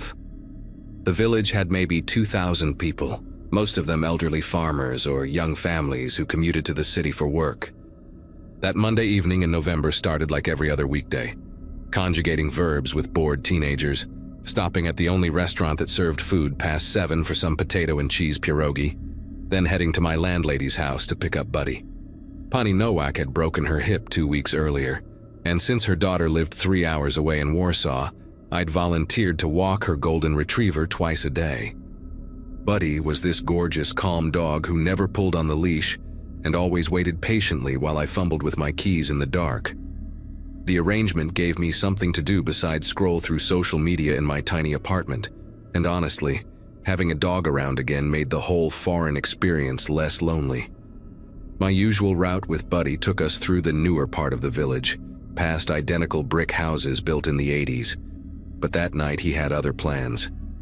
The moment we stepped outside, he started pulling toward the old cemetery road, this narrow path that ran between the church and the eastern cemetery wall. The main road through our village connected everything important: the school where I taught, the church with its oxidized copper spire, the small market that closed at 6, and behind the church, the cemetery that seemed to go on forever. I tried steering Buddy toward our regular direction, but he planted his paws and whined, something he never did. The street lamps from the main road threw just enough light onto the cemetery path that I could make out where we'd be walking. Since it was only about 8:30 and other dog walkers were probably still out, I let Buddy lead the way. The second we turned onto that narrow road, everything felt colder, quieter, like the sounds from the main street couldn't quite reach us anymore. The path itself was maybe 4 feet wide, pressed between the church's old stone wall on one side and the cemetery's iron fence on the other. Through the fence bars, I could see rows of headstones, some dating back to the 1800s according to what locals had told me, their surfaces covered in moss and lichen that looked black in the darkness. The smell changed immediately once we entered. Wet leaves mixed with something sharper, almost metallic, that made me wrinkle my nose. Buddy had stopped whining completely now, moving forward with this intense focus I'd never seen from him before. His ears were perked up, his whole body rigid with attention as he led me deeper down the path. The cemetery gate was about 60 meters ahead, and even from a distance, I could tell someone was standing there. At first, I thought maybe it was the groundskeeper or Father Wojciech checking on something. But as we got closer, I realized this person was too tall, too still, wearing clothes that didn't match anyone I knew from the village. The man stood perfectly motionless beside the cemetery gate, dressed in a long gray coat that nearly touched the ground. His posture was strange, completely rigid, arms at his sides facing the gate but not trying to open it, just standing there like he was waiting for something or someone. In the weak light that filtered through from a distant street lamp, I could see he had thin dark hair that hung past his collar, and his face was turned slightly away from us. What really made me want to turn around immediately was how Buddy reacted. The dog went completely stiff, planted his feet, and let out this low, continuous growl that vibrated through the leash into my hand. Buddy loved everyone, literally everyone, from the grumpy man who ran the market to the kids who sometimes pulled his tail. But here he was, warning me about this stranger in a way that made every instinct scream at me to leave. I started backing up slowly, keeping Buddy's leash tight, but then the man moved. Not toward us, thank God, but he raised one hand and pressed it flat against the cemetery gate, fingers spread wide like he was feeling for something through the metal. That's when I noticed the items arranged on the ground around his feet. Several white candles placed in a semicircle, though none were lit, and what looked like rope coiled in a specific pattern I didn't recognize.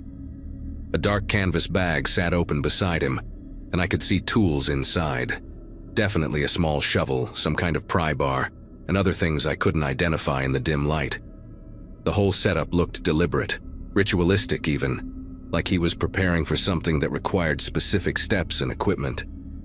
He kept his hand pressed against the gate and I heard him speaking, not loudly, more like murmuring or chanting in a language that definitely wasn't Polish or English, something with harsh consonants that seemed to catch in his throat. My phone was in my pocket, but I was terrified that any movement might draw his attention fully toward us. Buddy's growling had gotten louder, more aggressive, and he was pulling backward now, trying to get us away from the man, which was all the encouragement I needed. We backed up faster, my eyes still locked on the stranger, watching as he moved his hand across the gate in slow, deliberate motions, almost like he was drawing invisible symbols on the metal. Then he reached down into his bag and pulled out what looked like a glass jar, filled with something dark, liquid or powder, I couldn't tell, and began pouring it along the base of the gate. The smell that reached us was awful, like rotten eggs mixed with something chemical that burned the inside of my nose. That's when I finally turned and ran, Buddy racing beside me, both of us sprinting back toward the main road like our lives depended on it. Behind us, I could hear the man's voice getting louder, the foreign words echoing off the church wall, but I didn't look back until we reached the pool of light from the street lamps. Once we hit the main road, I didn't stop running until we reached Pani Nowak's house, my lungs burning and legs shaking from the sprint. I fumbled with the gate latch, practically threw Buddy into the yard, and locked it behind us before collapsing on the front steps. Part of me wanted to call the police right then, but what would I even say? That I saw a creepy guy standing by the cemetery with some candles and rope. They'd probably think I was just another paranoid foreigner who'd watched too many horror movies. Plus, my Polish wasn't great when I was calm, and right now I could barely form coherent thoughts in English. I decided to wait until morning, maybe talk to Father Wojciech first since it was his church's cemetery. I brought Buddy inside, gave him extra treats for being such a good guard dog, and tried to convince myself that what I'd seen was just some local tradition I didn't understand, maybe someone visiting a grave in their own peculiar way. I barely slept that night, jumping at every creak of my old apartment building, checking the locks on my door 3 times before finally crawling into bed around 2 in the morning. Every time I closed my eyes, I saw that man's pale hand pressed against the gate, remembered that terrible smell, heard those guttural words that sounded more like cursing than praying. When my alarm went off at 6:30, I actually felt relieved that the night was over. I got ready for work mechanically, trying to push the whole incident out of my mind, telling myself it would seem less frightening in daylight. But when I walked to school that morning, taking the long way to avoid the cemetery road completely. I saw 2 police cars parked outside the church and yellow tape blocking off the entrance to that narrow path. My heart started racing again as I watched officers walking in and out, their faces serious, some of them taking photos of something I couldn't see from where I stood. I stood there frozen for probably 5 minutes watching the police activity before Marta, one of the other teachers at school, came up beside me and grabbed my arm. She looked pale, almost sick, and immediately started talking in rapid Polish before remembering to switch to English for my benefit. Someone had tried to dig up one of the old graves during the night, she said. The grave of some wealthy merchant from the 19th century who'd been buried with his jewelry, according to local legend. The groundskeeper had found the scene early this morning when he came to unlock the cemetery for elderly parishioners who liked to visit graves before morning mass. But it wasn't just the attempted robbery that had everyone shaken, it was how the person had tried to do it. The police had found exactly what I'd seen the night before.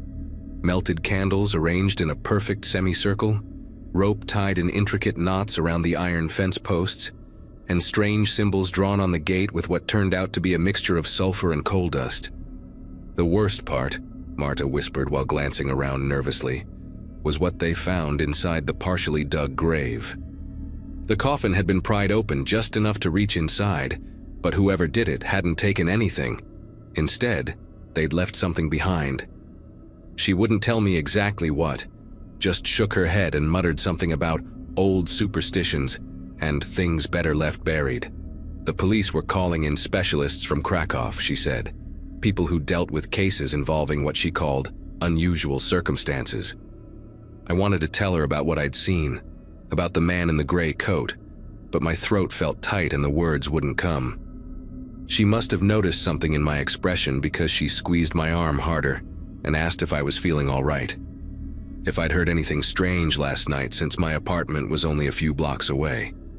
I just shook my head, mumbled something about needing to get to class, and walked away on unsteady legs. I taught my classes that day in a complete fog, going through the motions while my mind kept replaying what I'd witnessed. During lunch break, I finally worked up the courage to approach one of the police officers still at the scene, a younger guy who looked less intimidating than the others. In my broken Polish mixed with English, I managed to explain that I'd been walking my landlady's dog the previous night and had seen a man near the cemetery gate around 8:30. His whole demeanor changed immediately. He called over his supervisor, pulled out a notebook, and started asking detailed questions. What did the man look like? Tall, thin, long gray coat, dark hair past his collar. Did I see what he was doing? Setting up candles, rope, had tools in a bag. Did he see me? Maybe. His head turned slightly, but he didn't follow us. They exchanged meaningful looks when I mentioned the strange language he'd been speaking, something that sounded ancient and harsh, definitely not any European language I recognized.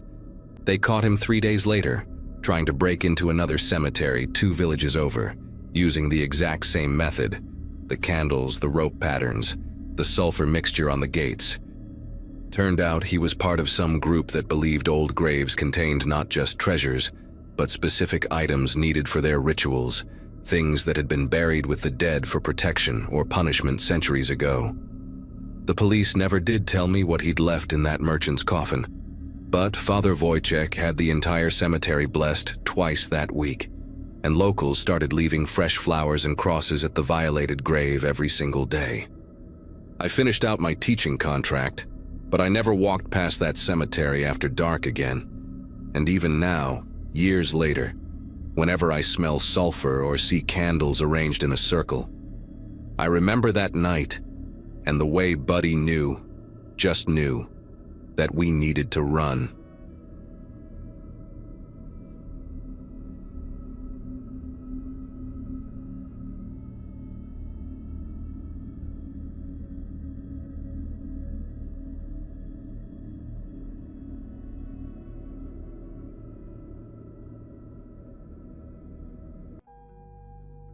Hello everyone.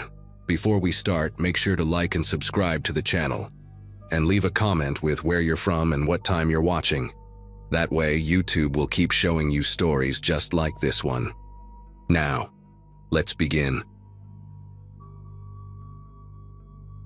My hiking boots had covered nearly 14 miles that Friday in early September, and every muscle in my legs screamed for rest. The Chihuahuan Desert stretched endlessly around me, a brutal landscape of creosote bushes, ocotillo, and rust-colored rock formations that looked like ancient sentinels frozen in time. Most of my college friends had settled into mortgages and minivan payments by now, but here I was, taking a solo trip through one of the most isolated stretches of wilderness in New Mexico, trying to figure out what came next after leaving my nursing job in Albuquerque. The sun had begun its descent, painting the sky in shades of orange and deep purple, and I needed to find a spot to pitch my tent before darkness swallowed everything. I had been hiking off trail for most of the day, deliberately avoiding the more popular routes because I craved solitude. The foothills rose around me like crumbling staircases, dotted with boulders the size of small cars. When I spotted a cluster of sandstone formations creating a natural alcove, I felt a wave of relief wash through my exhausted body. It was perfect, sheltered from wind, invisible from any direction unless someone walked right up to it. I set up my small two-person tent behind the largest rock, positioning it so the opening faced the stone wall, rather than the open desert. Privacy felt important out here, even though I had not seen another human being since leaving the trailhead that morning. The silence was absolute, the kind of quiet that city people never truly experience, where you can hear your own heartbeat pulsing in your ears. I ate a cold dinner of trail mix and beef jerky, watching the stars emerge one by one until the entire sky transformed into a glittering canvas. My phone showed no signal, which I expected. I had downloaded offline maps before the trip and told my sister Valerie I would check in when I reached the next town in 3 days. By 9:30, I had crawled into my sleeping bag, bone-tired and oddly peaceful. The desert air cooled rapidly after sunset, and I zipped the tent closed, listening to the gentle rustle of wind against nylon. Sleep came quickly, pulling me under like a warm current, and for a few hours, everything was exactly as I had hoped it would be. The sound ripped me from sleep like a hand yanking me out of water. Engines, loud, aggressive, unmistakably the high-pitched whine of ATVs tearing through the desert floor. My eyes snapped open in the pitch blackness of my tent, and I lay completely still, my breath trapped somewhere in my chest. The noise grew louder, echoing off the rock formations, bouncing around until it seemed to come from every direction at once. I fumbled for my phone and checked the time, 11:47. For a long moment, I convinced myself it was just recreational riders, maybe some locals who knew the terrain and liked to race through the desert at night. But something about the way the engines revved, stopping and starting in irregular bursts, made my skin prickle with unease. I slowly unzipped my sleeping bag, moving inch by inch to avoid making any sound. The engines cut off abruptly, and the silence that followed was somehow worse than the noise had been. I crept to the mesh window of my tent and peered out into the darkness. At first, I saw nothing but the vague shapes of rocks and scrub brush under a sliver of moon. Then I noticed the lights, not headlights but handheld flashlights, 4 or 5 of them, bobbing about 300 yards to the east where the ground dipped into a shallow basin. My heart hammered against my ribs as I watched the beams sweep back and forth across the dirt. I could make out silhouettes now, maybe 4 or 5 figures moving with purpose, their movements coordinated like they had done this before. One of them carried something long across his shoulders, a rifle or a shotgun. I could not tell which from this distance. Every instinct in my body screamed at me to stay hidden, to not move, to barely breathe. I pressed myself lower against the tent floor, watching through the tiny window, as the figures gathered in a loose circle around a specific spot on the ground. Then I heard the sound of metal striking earth, rhythmic and deliberate, and I realized with dawning horror that they were digging. The digging continued for what felt like an eternity, but was probably closer to 20 minutes. I did not dare move from my position, barely allowing myself to blink as I watched the flashlight beams dance across the basin. My legs cramped from holding still, but the fear running through my veins kept me anchored in place. Eventually the shoveling stopped, and I heard voices carry across the still night air, Low, masculine, too distant to make out specific words but close enough to catch the tone. They sounded casual, almost businesslike, like men discussing a routine task rather than whatever nightmare I was witnessing. Two of the figures broke away from the group and walked back toward where I assumed the ATVs were parked, disappearing behind a ridge. When they returned, they were dragging something between them, something large and heavy wrapped in what looked like a blue plastic tarp. The shape was unmistakable, even from 300 yards away. I had seen enough bodies during my years in the emergency room to recognize the proportions, the way the weight distributed, the limpness of limbs beneath synthetic material. They rolled the tarp into the pit with a carelessness that made bile rise in my throat. One of the men said something, and another laughed, a short barking sound that echoed off the rocks and reached me with sickening clarity. I watched as they began shoveling dirt back into the hole, working quickly now, their flashlights occasionally sweeping wider arcs across the terrain. Every time a beam swung in my general direction, I pressed my face into the tent floor and held my breath until spots danced behind my eyelids. My phone sat useless in my pocket, no signal bars mocking me with their absence. I thought about all the true crime podcasts I had listened to during long shifts, all the stories of people who stumbled onto something they should not have seen and paid the price. The desert was vast, empty, unforgiving. If something happened to me out here, Valerie would not even know to worry for another 3 days. By then, I could be buried in my own shallow pit, just another mystery that the sand would eventually swallow. The men finished their work and gathered their tools. I watched one of them pour something from a jug over the freshly turned earth. Water, maybe, or something to mask a scent from animals. They stood around for a few more minutes, smoking cigarettes whose orange tips glowed like tiny demons in the darkness. Then, one by one, they mounted their ATVs. The engines roared back to life, shattering the silence, and the headlights flicked on in a blinding burst. I buried my face in my arms as the beams swept across the desert floor, certain that at any moment they would land on my tent and everything would be over. But the sound began to fade, moving away, heading south toward what I assumed was a road or a trail that connected to civilization. I waited until the noise dissolved completely into the night, until the only sound was my own ragged breathing and the frantic thudding of my pulse in my ears. Even then, I could not bring myself to move. I lay there in the darkness, trembling, replaying what I had seen over and over until the images burned themselves permanently into my brain. I must have stayed frozen in that position for at least an hour, maybe longer. Time had lost all meaning in the suffocating darkness of that tent. Eventually, the rational part of my brain began to reassert itself, pushing through the fog of terror with practical thoughts. I needed to get out of here. I needed to move, to put as many miles as possible between myself and that shallow grave before sunrise. If I left now and hiked through the night, I could reach the highway by mid-morning and flag down a car. I could call the police, report what I saw, let them handle it. Slowly, carefully, I began gathering my things, shoving my sleeping bag into my pack with hands that refused to stop shaking. I did not want to turn on my headlamp. The darkness felt like the only protection I had left, so I worked by touch alone, fingers fumbling with zippers and straps. When I finally had everything packed, I crept to the tent door and unzipped it just enough to slip outside. That was when I saw it, and the air left my lungs like I had been punched in the chest. A tire track. Fresh, deep, pressed into the soft desert sand no more than 6 inches from the edge of my tent. The tread pattern was thick and aggressive, the kind you see on off-road vehicles, and it curved around the rock formation in a deliberate arc before disappearing back toward the basin. They had come here. While I was hiding inside, paralyzed with fear, one of them had driven right up to my campsite, close enough to reach out and touch the nylon walls.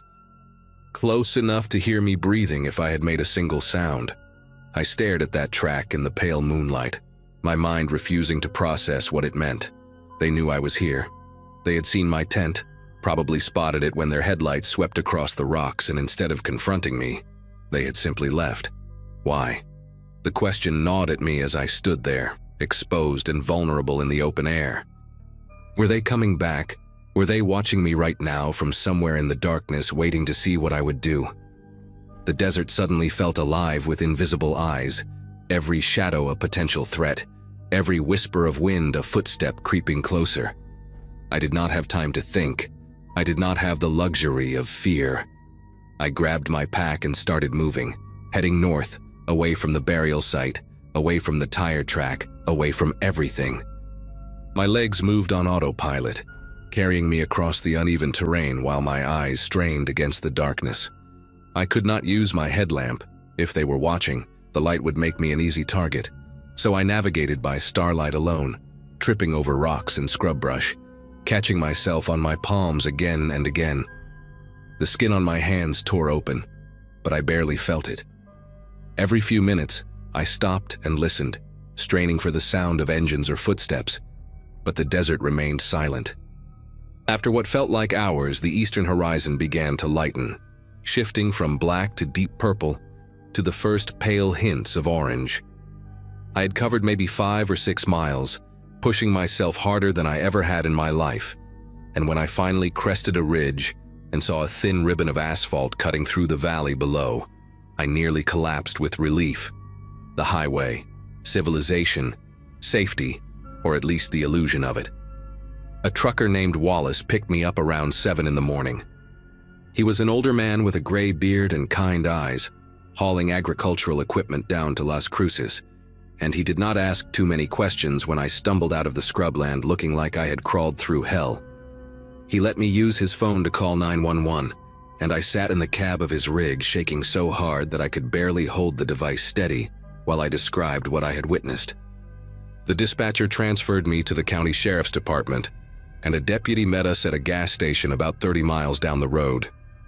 I told him everything: the ATVs, the flashlights, the men with the tarp, the shallow pit, the tire track inches from my tent. He listened without interrupting, his face unreadable, and when I finished, he asked me if I could lead them back to the location. The thought of returning to that place made me want to vomit, but I nodded anyway. Whatever was buried in that desert, whoever it was, they deserved to be found. They deserved justice, or at the very least, a proper grave.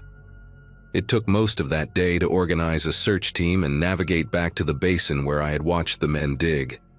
I rode in a sheriff's SUV with 2 deputies, following coordinates I had marked on my offline map, and the entire drive felt like descending back into a nightmare.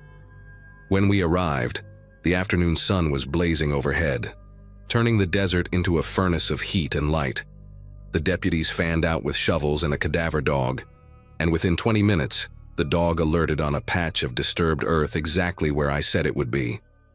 They dug carefully, methodically, and when the first corner of blue tarp emerged from the sand, one of the deputies looked at me with an expression I will never forget, a mixture of validation and horror, like he had hoped I was wrong but knew I was not. They found a body. A woman, the medical examiner later determined, probably in her early 40s, dead less than 48 hours. The case remains open to this day. They never caught the men responsible, never identified the victim, never explained why they left me alive when they clearly knew I was there. I have thought about that question every single day for the past 2 years. Sometimes I convince myself they did not see me at all, that the tire track was just a coincidence, a random pass during their sweep of the area. Other times, in the darker hours of the night when sleep refuses to come, I believe they made a deliberate choice. That killing a witness would have complicated things, drawn more attention, created another body to bury.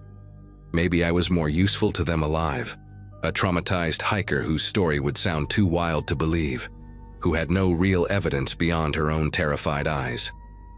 I moved back east after that trip, took a nursing job in Pennsylvania, where the landscape is green and the horizons are short. I do not hike alone anymore. I do not camp in places where I cannot see who is coming from every direction.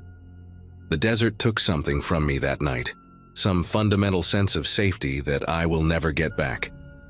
But it also gave me something, the knowledge that I was strong enough to survive, smart enough to stay silent when silence was all that stood between me and a shallow grave. Whoever that woman was, I hope she has found peace. I hope someone, somewhere, is still looking for her.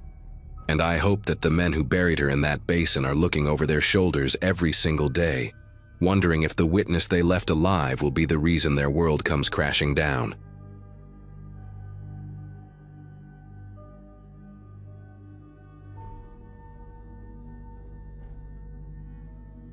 After my divorce got finalized in April 2015, I made a decision that most people in my life thought was either brave or completely stupid. I quit my accounting job at a firm in Baltimore where I had spent 9 miserable years, sold most of my furniture, and decided to hike a section of the Appalachian Trail alone. My therapist called it running away from your problems with extra steps, which made me laugh for the first time in months. At 34, with no kids, no mortgage anymore, and a decent chunk of savings, I figured if there was ever a time to disappear into the woods for a few weeks, this was it. I had done some camping before, nothing too extreme, mostly weekend trips with college buddies back when we were young, and thought sleeping on rocks was fun. But solo backpacking through remote Appalachia was different. I knew that going in, or at least I thought I did. I had been on the trail for about 6 days when I reached a ridge that my map labeled as Creighton's Bluff, somewhere in the backcountry of Western Virginia. The spot was perfect for camping, a flat clearing about 30 feet from a steep drop-off that overlooked a valley thick with old-growth forest. No other hikers had passed me in almost 2 days, which was exactly what I wanted. Cell service had died sometime around day 3, and I had made peace with being completely disconnected. That Wednesday evening, I set up my tent, got a small fire going, and cooked some dehydrated chili that tasted like cardboard mixed with regret. The sun dropped behind the mountains around 8, painting everything in shades of orange and purple that made me feel, for a moment, like maybe this whole trip was not such a crazy idea after all. I remember sitting there, watching the valley below fade into shadow, feeling genuinely calm for the first time since my ex-wife told me she had been seeing someone else. That calm would not last through the night. It started around 10:30, maybe 11. I was lying in my tent, not quite asleep, but drifting in that hazy space between awake and dreaming, when I heard the first rock, a sharp crack echoing up from the valley below, the unmistakable sound of stone hitting stone. I did not think much of it at first. Rocks fall, animals knock things loose, the mountains are alive with small noises at night. But then I heard another one, and another, and they were not random. There was a rhythm to them, a deliberate pattern, like someone was throwing rocks off a ledge at steady intervals. One every 8 or 10 seconds, each impact ringing through the darkness like a slow, patient drumbeat. I unzipped my tent and crawled out into the cold night air, my breath misting in front of my face. The fire had burned down to embers, casting barely enough light to see my own boots. I stood at the edge of the clearing and stared down into the valley. But there was nothing to see, just blackness, thick and absolute, swallowing everything below the ridgeline. The rocks kept falling. I counted them. 14, 15, 16, each one landing somewhere far below with that same sharp crack. It sounded like they were being thrown from somewhere to my left, maybe a quarter mile along the ridge, but I could not see any light or movement in that direction. No flashlight beam, no campfire glow, nothing to suggest another hiker was out there in the dark. I told myself it was probably some animal, maybe a bear knocking stones loose while foraging, or a rock slide that just happened to have a weirdly consistent pace. But I had spent enough time in the woods to know what natural sounds felt like, and this did not feel natural. This felt intentional, purposeful, like someone was sending a message across the darkness, and I just could not understand what it meant. After about 20 minutes, the rocks stopped. The silence that followed was somehow worse than the noise had been. I climbed back into my tent, zipped it tight, and lay there with my eyes wide open, listening to my own heartbeat pound against the ground beneath me. I must have dozed off at some point, because the next thing I remember is snapping awake to complete silence. The kind of silence that feels wrong, like the forest itself is holding its breath. My watch said it was 1:47 in the morning. I lay still for a long moment, trying to figure out what had woken me, and then I saw it. a faint glow moving through the trees in the valley below. At first, I thought my eyes were playing tricks on me, that maybe I was still half asleep and imagining things. But the light was real. It was dim and yellowish like an old lantern or a candle behind dirty glass, and it was weaving between the trees maybe half a mile down the slope. I grabbed my binoculars from my pack and pressed them to my face, trying to get a better look. The light bobbed and swayed as it moved, disappearing behind tree trunks and reappearing a few seconds later, heading in a direction that made no sense. There was no trail down there. I had studied my map carefully before setting up camp, and that part of the valley was unmarked wilderness, nothing but dense forest and rough terrain for miles. Then I saw another light. This one appeared further to the right, maybe 200 yards from the first, moving in a parallel path through the darkness. And then a third, even further out, barely visible through the canopy. 3 lights, all moving at roughly the same pace, all heading in the same general direction, like some kind of silent procession through the woods. I watched them for almost 15 minutes. My binoculars pressed so hard against my face that they left marks on my skin. The lights never flickered like flashlights would. They never swept back and forth like someone searching for a trail. They just drifted steadily forward, smooth and purposeful, weaving between obstacles I could not see. I tried to convince myself it was other hikers, maybe a group doing some kind of night trek, but nothing about the way those lights moved suggested normal hiking. Normal hikers stumble. Normal hikers stop to check their footing. These lights glided through the forest like they knew exactly where they were going, like they had walked that path 1,000 times before in the dark. Around 2:15, the lights changed direction, all 3 of them, almost simultaneously, like they had received some signal I could not hear. They stopped their forward movement and began angling upward toward the ridge, toward me. I lowered the binoculars and felt my chest tighten. It could have been a coincidence. The ridge was a natural landmark, and if those people were heading somewhere specific, following the high ground would make sense. But the timing felt wrong. They had been moving parallel to the ridge for 15 minutes, and now suddenly, they were climbing. I sat there in the darkness watching those 3 dim lights slowly ascend the slope, and I tried to calculate how long it would take them to reach the top. An hour maybe. Maybe less if they knew the terrain well. I thought about packing up and leaving, but hiking alone at night on a trail I barely knew seemed like a good way to twist an ankle or walk off a cliff. So I stayed. I told myself I was being paranoid, that those lights were probably just locals out hunting or checking traps or doing whatever people did in these mountains after dark. I told myself a lot of things that night. None of them made me feel any better. By 3 in the morning, the lights had disappeared. I had lost sight of them about 40 minutes earlier, when they dropped below the tree line on their way up the slope.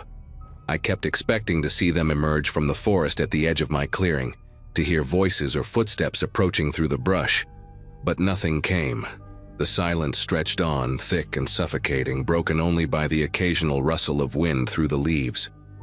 I sat with my back against a tree, facing the direction the lights had been coming from, my headlamp off and my knife in my hand. It was a folding blade, nothing impressive, but holding it made me feel slightly less helpless. The fire had gone completely cold by then, just a circle of gray ash that offered no warmth and no light. I thought about relighting it, but something told me not to. Something told me that right now, in this moment, being visible was not a good idea. So I sat in the dark and I waited, my ears straining for any sound that did not belong. The mountains around me felt different than they had during the day, older somehow, hostile, like I had wandered into a place where I was not supposed to be, and something out there knew it. I do not know when I fell asleep. I did not mean to. Every nerve in my body was screaming at me to stay alert, but exhaustion must have won eventually. One moment I was staring into the darkness with my knife clutched against my chest, and the next I was blinking awake to pale gray light filtering through the trees. Dawn. I had made it to dawn. My neck ached from sleeping upright against the tree, and my fingers were stiff from gripping the knife handle for hours. I sat there for a moment, letting the relief wash over me, listening to the first birds beginning to call in the canopy above. In the daylight, everything seemed almost normal again. The valley below was just a valley, green and quiet and unthreatening. The ridge was just a ridge. I let out a long breath and started to push myself up from the ground, already thinking about packing up my gear and putting as many miles as possible between me and this place. That is when I noticed the footprints. They were about 8 feet from where I had been sitting, pressed into the soft dirt near the remains of my campfire. I walked over slowly, my legs unsteady beneath me. The prints were bare feet. No boots, no shoes, just the clear impression of naked soles and toes pressed into the earth. They were wide, wider than my own feet by a good margin, and the toes were splayed apart in a way that looked almost unnatural, like whoever made them was used to walking without footwear. I crouched down and studied them, my heart hammering against my ribs. There were at least a dozen prints, overlapping in places, circling the dead fire in a slow, deliberate pattern. Whoever had made them had walked around my campsite while I slept. They had stood right there, right next to the ashes, close enough to touch my tent if they had reached out. I followed the tracks with my eyes, tracing their path around the fire pit, and felt something cold settle into my stomach when I saw where they led. The prints came right up to the base of the tree I had been leaning against. They stopped maybe 6 inches from where my legs had been stretched out in the dirt. Someone had stood over me in the darkness, barefoot and silent, watching me sleep. And I had not heard a thing. I packed my gear in under 5 minutes. I did not bother with breakfast, did not bother folding my tent properly, did not bother with any of the careful routines I had developed over the past week on the trail. I just shoved everything into my pack with shaking hands and started moving. The footprints led away from my campsite toward the eastern edge of the ridge, disappearing into a dense thicket of rhododendron that I had no intention of following. I went the opposite direction, back toward the main trail, walking as fast as I could without breaking into a full run. Every few minutes I would stop and listen, scanning the trees around me for any sign of movement. The forest was quiet except for the birds and the soft crunch of my boots on the dirt. Too quiet, maybe. I kept thinking about those wide, splayed toes pressed into the earth, about how close they had been to my body while I slept. I kept thinking about the lights in the valley, moving in perfect coordination through the darkness. And I kept thinking about the rocks, that steady rhythm echoing across the mountains like a signal. A signal to whom? A signal for what? I did not want to know the answer. I just wanted to get out of there. I hiked for nearly 7 hours straight, barely stopping except to drink water and check my map. By late afternoon, I had reached a small town called Bradshaw's Crossing. Nothing more than a gas station, a general store, and a cluster of old houses scattered along a 2-lane road. I must have looked like a wreck when I walked into that store. Dirty, exhausted, wild-eyed, because the old woman behind the counter took one look at me and asked if I was all right. I told her I had been camping up on Creighton's Bluff and had a rough night. She got quiet for a moment, her face doing something complicated that I could not quite read. Then she said, real casual, that most folks around here knew better than to camp up on that ridge. Said there were people who lived back in those hollows, families that had been there for generations, who did not take kindly to outsiders on what they considered their land. She did not say anything else, did not elaborate, just handed me my change and wished me safe travels with a look in her eyes that told me I was lucky to be standing there at all. I drove home the next day, sold my camping gear a week later. I have not been back to Appalachia since, and I do not plan to ever go again. Sometimes, late at night, I still hear that rhythm in my head, rock after rock after rock, falling into the darkness like a countdown to something I was never meant to see.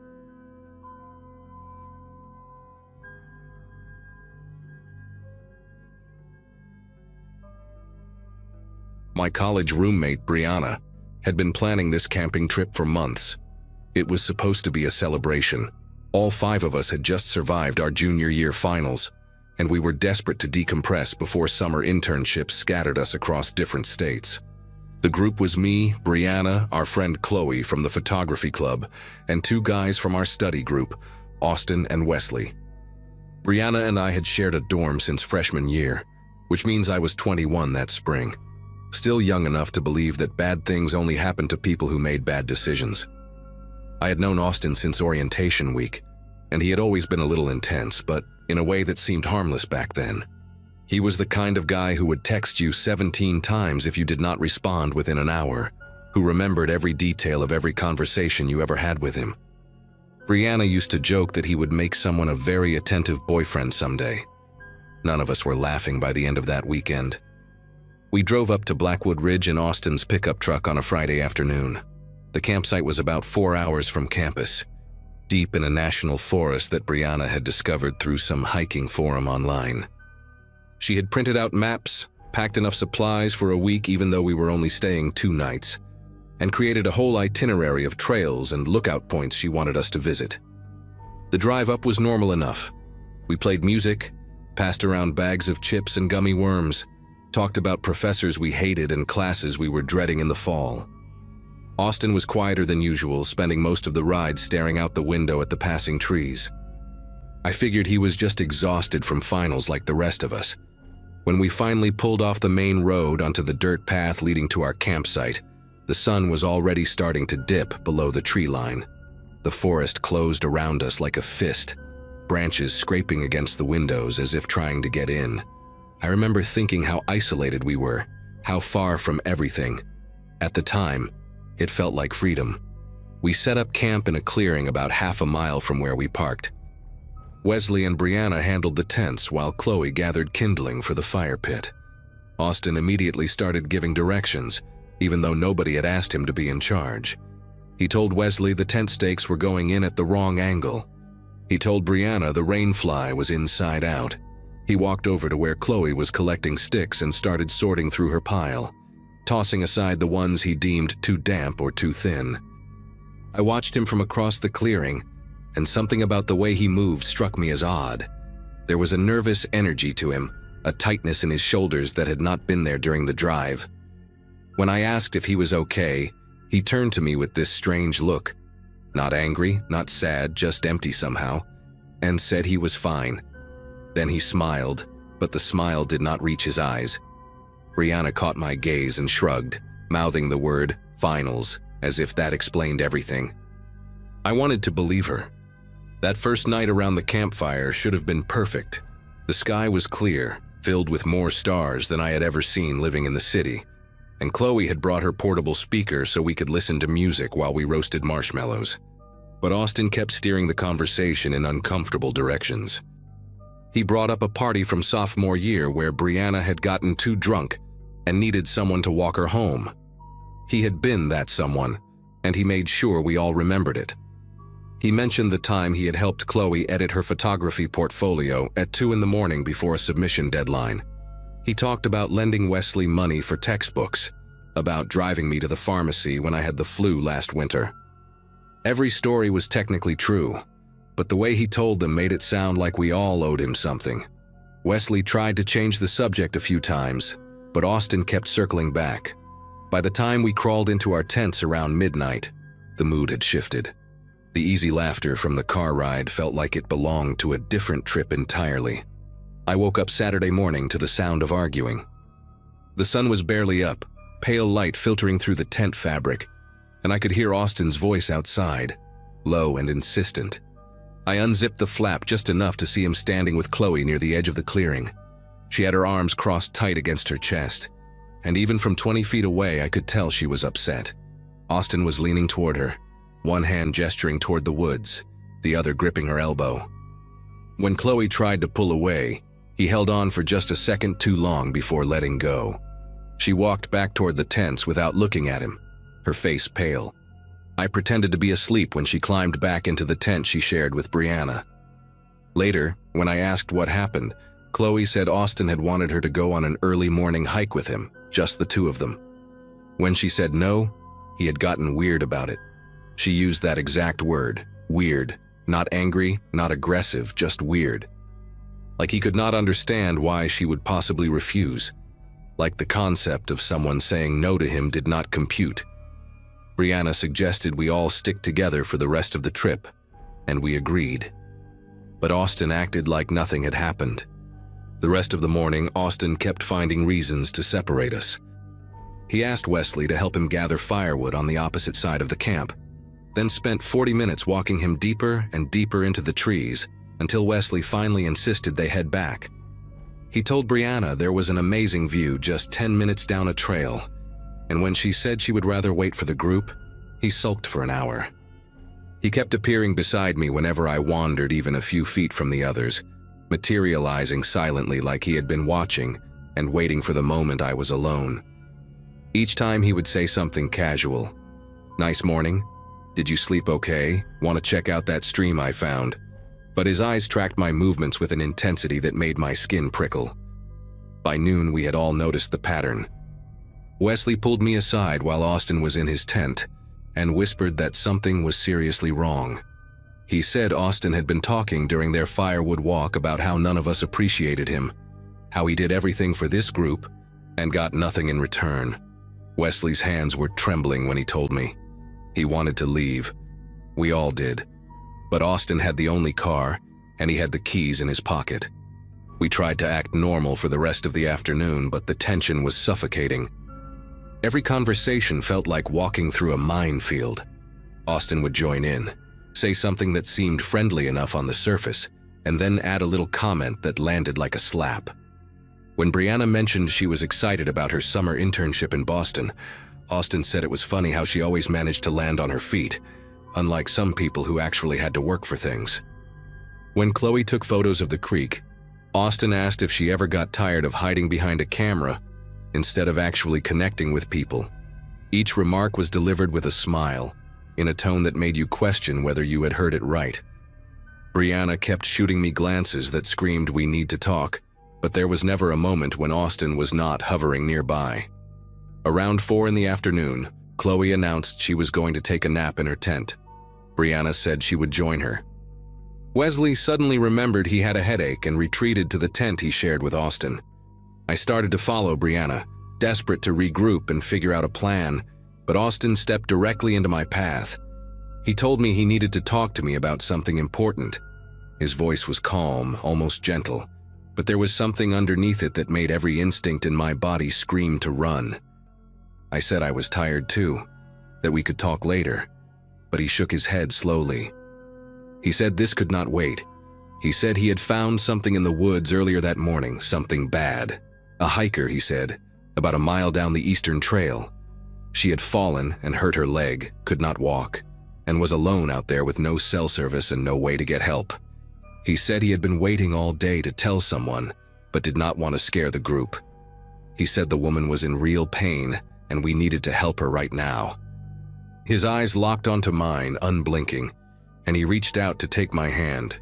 He said the others would slow us down, that we needed to move fast, just the two of us. Something about the way he said it, just the two of us, made my heart start pounding so hard I could feel it in my throat. I told him we should get Wesley. Austin's face flickered. Just for a fraction of a second, something dark passed behind his eyes before the mask slipped back into place. He said Wesley would only slow us down, that the woman needed help now and we were wasting precious time. I told him we should at least tell Brianna where we were going in case something happened. Austin's grip on my hand tightened, and he said there was no time, that every second we stood here arguing was a second that poor woman was suffering alone in the woods. His voice cracked on the word suffering, like he was genuinely upset, and for a moment I almost believed him. Almost. But then I remembered something.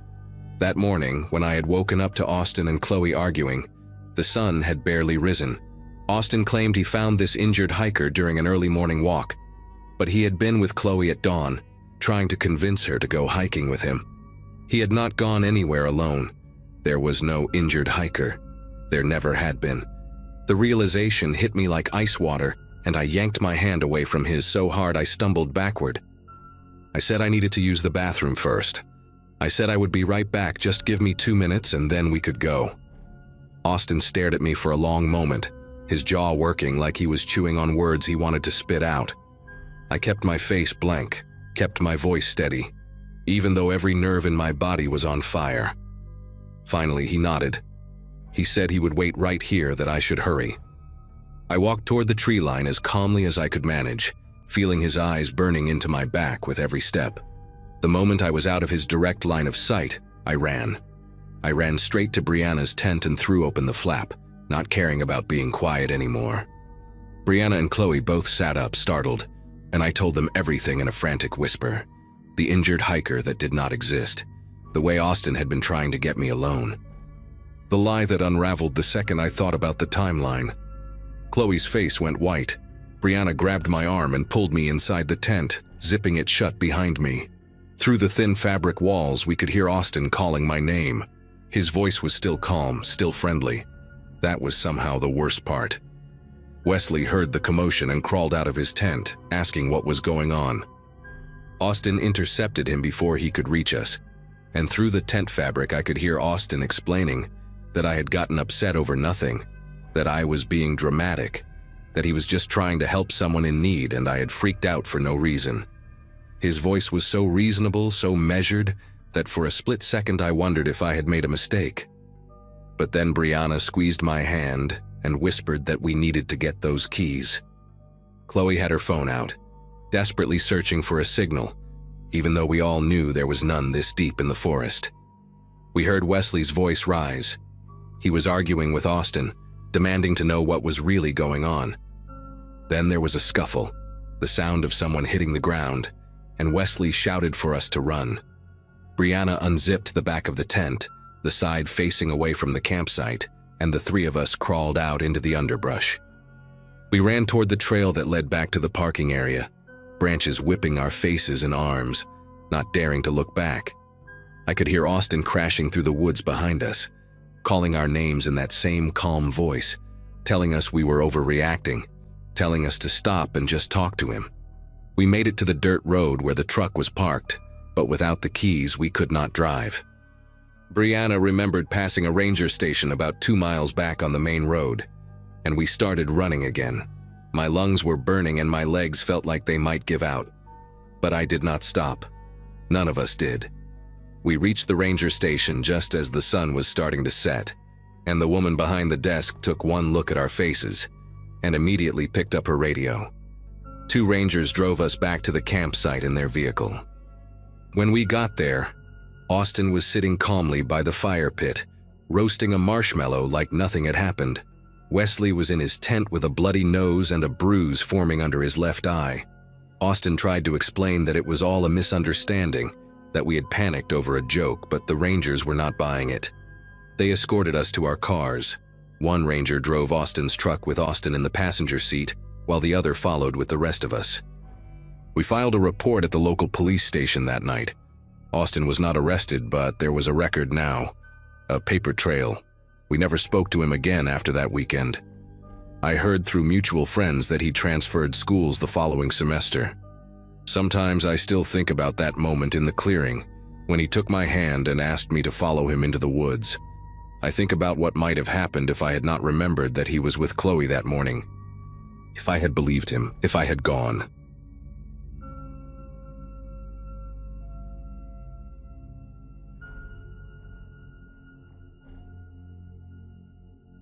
Camping alone seemed like a good idea when I planned it back in January. My sister had just gotten married. Most of my college buddies were having their second or third kids. And here I was, same apartment since graduation in 2012, same job at the warehouse, same routine that felt more like a slow death than a life. I needed something that would remind me I was still breathing, still capable of doing things on my own terms. So I picked a spot in the Ozarks, about 4 hours from my place in Kansas City. Deep enough into the woods that cell service became a distant memory. The campsite was technically off the grid. No designated spots, no rangers checking in, just me and whatever wildlife decided to tolerate my presence. I arrived on a Friday afternoon in early October, the kind of day where the leaves were turning burnt orange and the air had that crisp bite that makes you feel genuinely alive. I set up my tent about 30 yards from an old logging road that looked like it had not seen regular traffic in years, maybe decades. Overgrown with weeds, rutted with erosion, it seemed like the perfect backdrop for the solitude I was craving. That first day went exactly how I had imagined it would. I spent the afternoon hiking a trail I found on an old forestry map. Nothing too strenuous, just enough to work up a sweat and clear my head. The forest was dense with oak and hickory, and every now and then I would catch a glimpse of deer watching me from between the trees before bounding off into the underbrush. I cooked dinner over a small fire as the sun went down. Just canned chili and some bread I had packed. Nothing fancy, but it tasted incredible out there in the middle of nowhere. By 9 that evening, I was in my tent with a paperback I had been meaning to read for months, a flashlight propped against my backpack, and the sounds of the forest settling in around me. Owls hooting somewhere in the distance, branches creaking in the wind, the occasional rustle of something small moving through the fallen leaves. I fell asleep around 10, feeling more at peace than I had in months, completely unaware that in a few hours, that peace would shatter into something I still have nightmares about. The sound that woke me was not loud, but it was wrong. Out here, you get used to the natural rhythm of the forest pretty quick. Animals moving through brush, wind pushing through branches, the occasional crack of a dead limb falling somewhere in the darkness. But this was different. This was mechanical. A low rumble that grew steadily louder, the unmistakable groan of engines working hard against rough terrain. I lay there in my sleeping bag, eyes open, heart starting to pick up speed, telling myself it was probably just some hunters using the old logging road as a shortcut. People did that sometimes, right? Used abandoned roads to get deeper into hunting grounds. But something in my gut was telling me to stay quiet, stay still. Do not move until you know what you are dealing with. I checked my phone out of habit. 3:14 in the morning, no signal, battery at 62%. The engine noise grew louder and then multiplied. Not one vehicle, 2. I heard them stop maybe 50 yards from my position, engines idling for a moment before cutting off completely. Doors opened and closed, not slammed but pushed shut carefully, deliberately, the way someone closes a door when they do not want to make noise. I could hear voices now, low and indistinct, the kind of murmuring that happens when people are trying not to be heard. Every instinct I had was screaming at me to stay exactly where I was, but I needed to see what was happening. I unzipped my sleeping bag as slowly as humanly possible, each tooth of the zipper sounding like a gunshot in the silence of my tent. I crawled toward the mesh window on the side facing the road, keeping my body as flat as I could against the ground. The moon was about 3/4 full that night, bright enough to cast shadows, and when I pressed my face against the mesh, I could see them, 2 pickup trucks, both dark-colored, parked nose to nose on the logging road. And around them, moving with purpose, at least 5 men. They were unloading something from the bed of the first truck, rectangular bundles wrapped tight in what looked like black plastic or maybe heavy-duty trash bags, each one about the size of a large duffel bag. The men worked in near silence, passing the bundles from one to another in a chain, stacking them on the ground between the 2 vehicles. I counted the packages as they moved them, 8, 9, 10, 12 total. One of the men said something I could not make out, and another one responded with a harsh whisper that carried just enough for me to catch the tone. Angry, impatient. These were not hunters, these were not hikers who got lost. I had stumbled into something I was never supposed to see, and the realization hit me like a bucket of ice water. I pressed myself even flatter against the floor of my tent, trying to make myself as small as possible, barely breathing. The arguing got louder. I could make out fragments now, something about a count being wrong, about someone named Ray who had screwed something up. One of the men, taller than the others with broad shoulders and a baseball cap, stepped away from the group and pulled out a flashlight. He clicked it on and swept the beam across the tree line, slow and deliberate, like he was looking for something specific. The light passed within 10 feet of my tent, and I swear my heart stopped beating for a full second. Then the beam swung back toward the road, and the tall man froze. He was staring at the ground near the edge of the logging road, right where the overgrown grass met the dirt. I knew instantly what he was looking at. My boot prints. The ones I had left that afternoon when I crossed the road during my hike. The ones I had not even thought twice about because who would ever see them out here in the middle of nowhere? The tall man called out to the others, his voice low but urgent. I watched as 3 of them gathered around him, flashlights clicking on one by one, all of them aimed at the ground where my tracks disappeared into the tree line, toward me. One of them pulled something from his waistband, a handgun, black and angular in the moonlight, and held it down by his side. Another one had what looked like a shotgun, the barrel catching the light as he shifted it from one hand to the other. They talked among themselves for maybe 30 seconds, their voices too quiet for me to make out the words, but their body language told me everything I needed to know. They were going to search, they were going to find me. I had maybe 2 minutes, maybe less, before one of those flashlight beams landed on my green two-person tent, and everything I had ever worried about in my life became completely irrelevant. I had to make a choice, and I had to make it fast. Running was not an option. The forest floor was covered in dry leaves and fallen branches, and I would sound like a stampeding elephant the moment I tried to move. Staying in the tent was suicide. They would find it. They would find me inside it, and whatever happened after that would not end with them politely asking me to forget what I saw.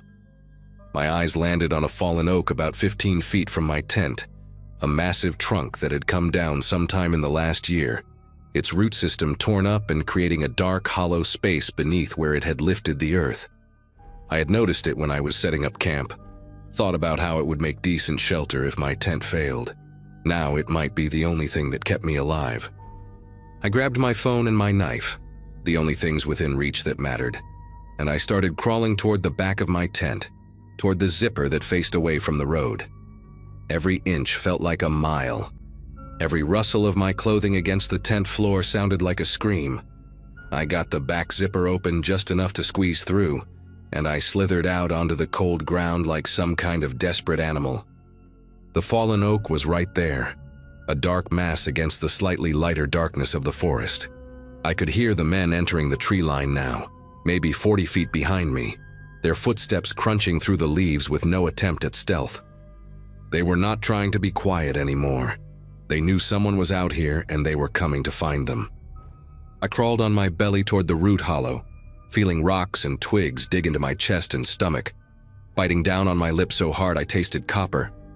The hollow was smaller than I remembered, barely big enough for a grown man to fit inside, but I wedged myself into it anyway.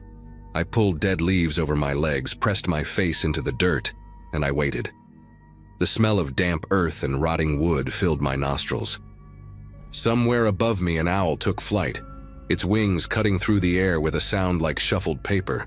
The flashlight beams found my tent about 30 seconds later. I heard one of them curse, a sharp, surprised sound that cut through the quiet, and then they were all talking at once, their voices overlapping in urgent bursts. Someone said, "Check inside," and I heard the unmistakable sound of my tent being ripped open, the fabric tearing like it was made of tissue paper. They were maybe 20 feet from where I lay hidden, close enough that I could hear them breathing, close enough that if one of them decided to sweep that flashlight beam just a little to the left, just a little lower, they would see me. I pressed myself deeper into the hollow, feeling the roots dig into my back, feeling something crawl across my hand that I refused to think about. One of the men was going through my belongings now. I could hear him tossing things aside, my backpack hitting the ground, my sleeping bag being shaken out. Then a voice, clearer than the others, said something that made me dig my fingernails into the dirt. Whoever was here left in a hurry. They could still be close, spread out. The next 15 minutes were the longest of my entire life. I lay there in that hollow, not moving, barely breathing, while flashlight beams swept through the trees around me. At one point, a pair of boots stopped less than 5 feet from my hiding spot. I could see them through a gap in the roots, brown work boots caked with mud, standing right there on the other side of the fallen trunk. The man was breathing hard, annoyed, muttering something under his breath about wasting time.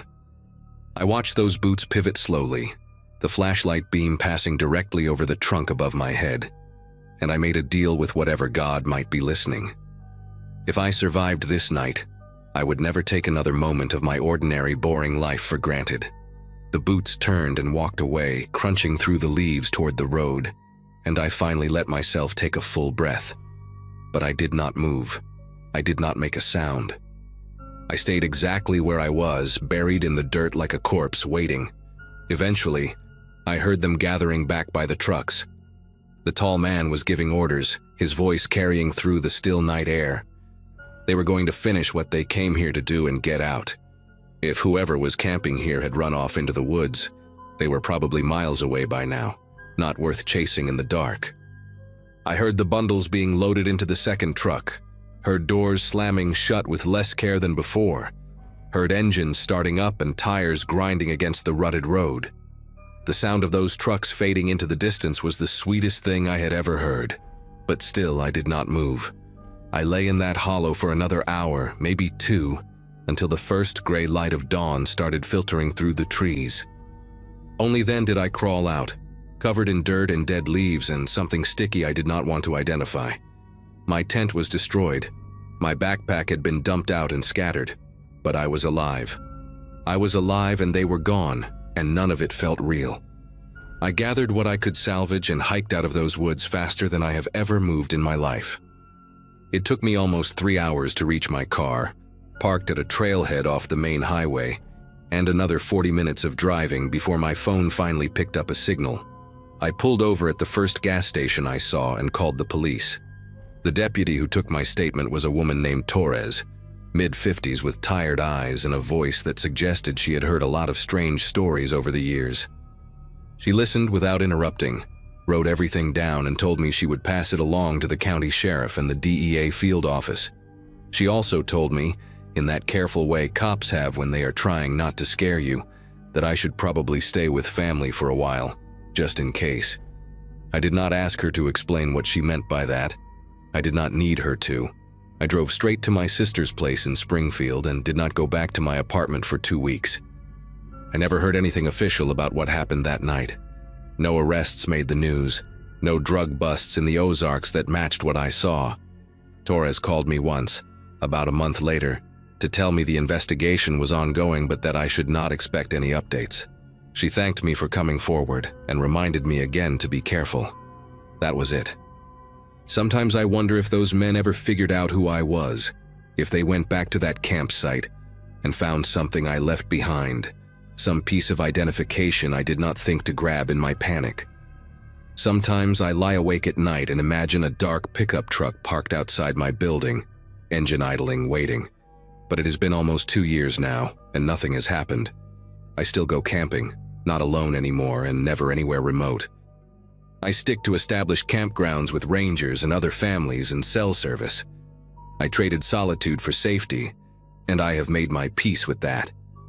But every now and then, when I am lying in my tent and I hear an engine in the distance, my whole body goes rigid, and I am right back in that hollow, pressing my face into the dirt, praying those boots do not come any closer.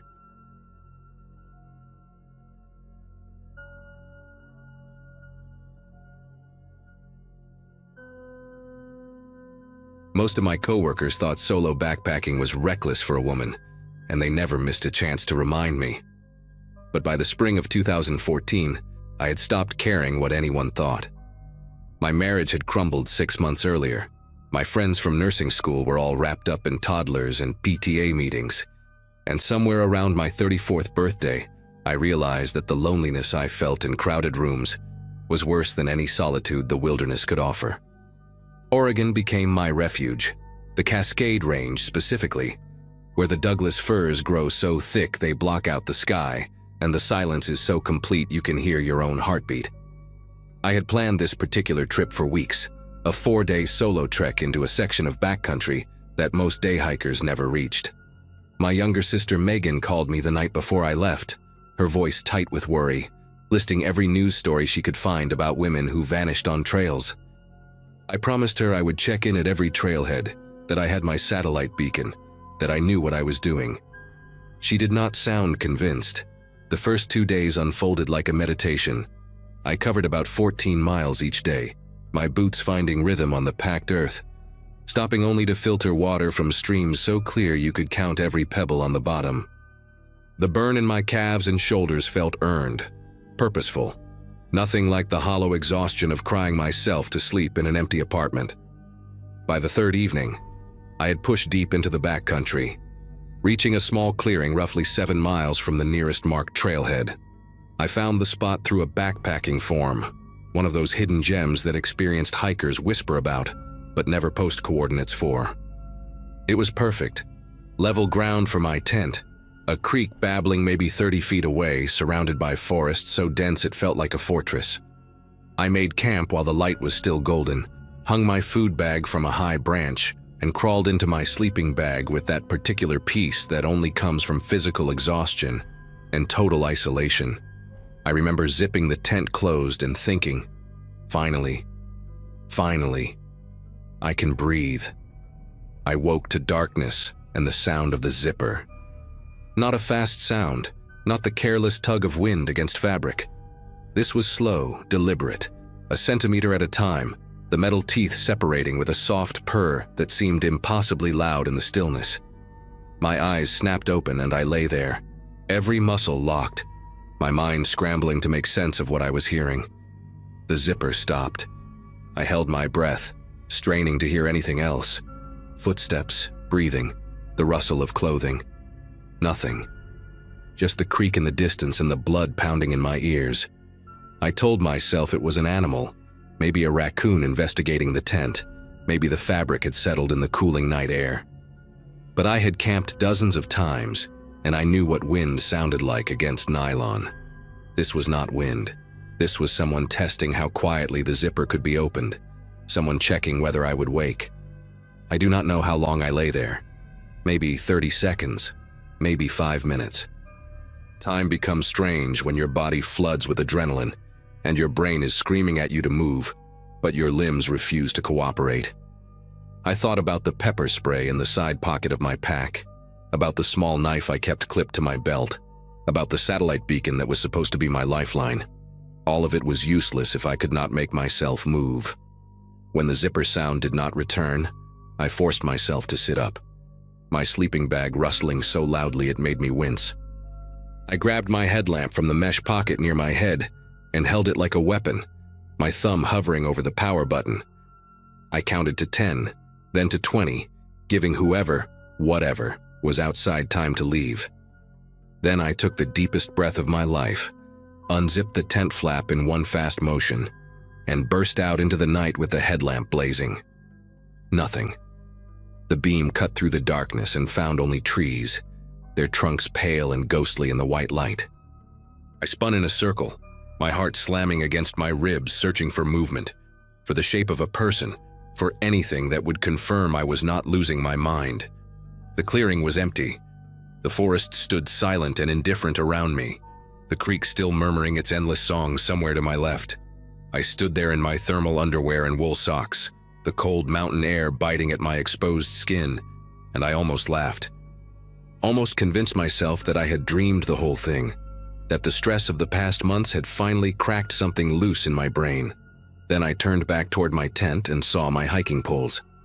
I had planted them in the ground beside the tent vestibule before bed, crossed in an X the way I always did, so I could find them easily in the morning. Now they were lying flat on the ground, parallel to each other, positioned almost neatly about 3 feet from where I had left them. The air left my lungs like I had been punched. I swept the headlamp beam across my campsite, forcing myself to look, to really look at everything. My backpack was leaning against a tree where I had left it, but the main compartment buckles were undone. I always fastened them. It was habit, muscle memory from years of keeping my gear secure. I walked toward it on legs that felt like they belonged to someone else.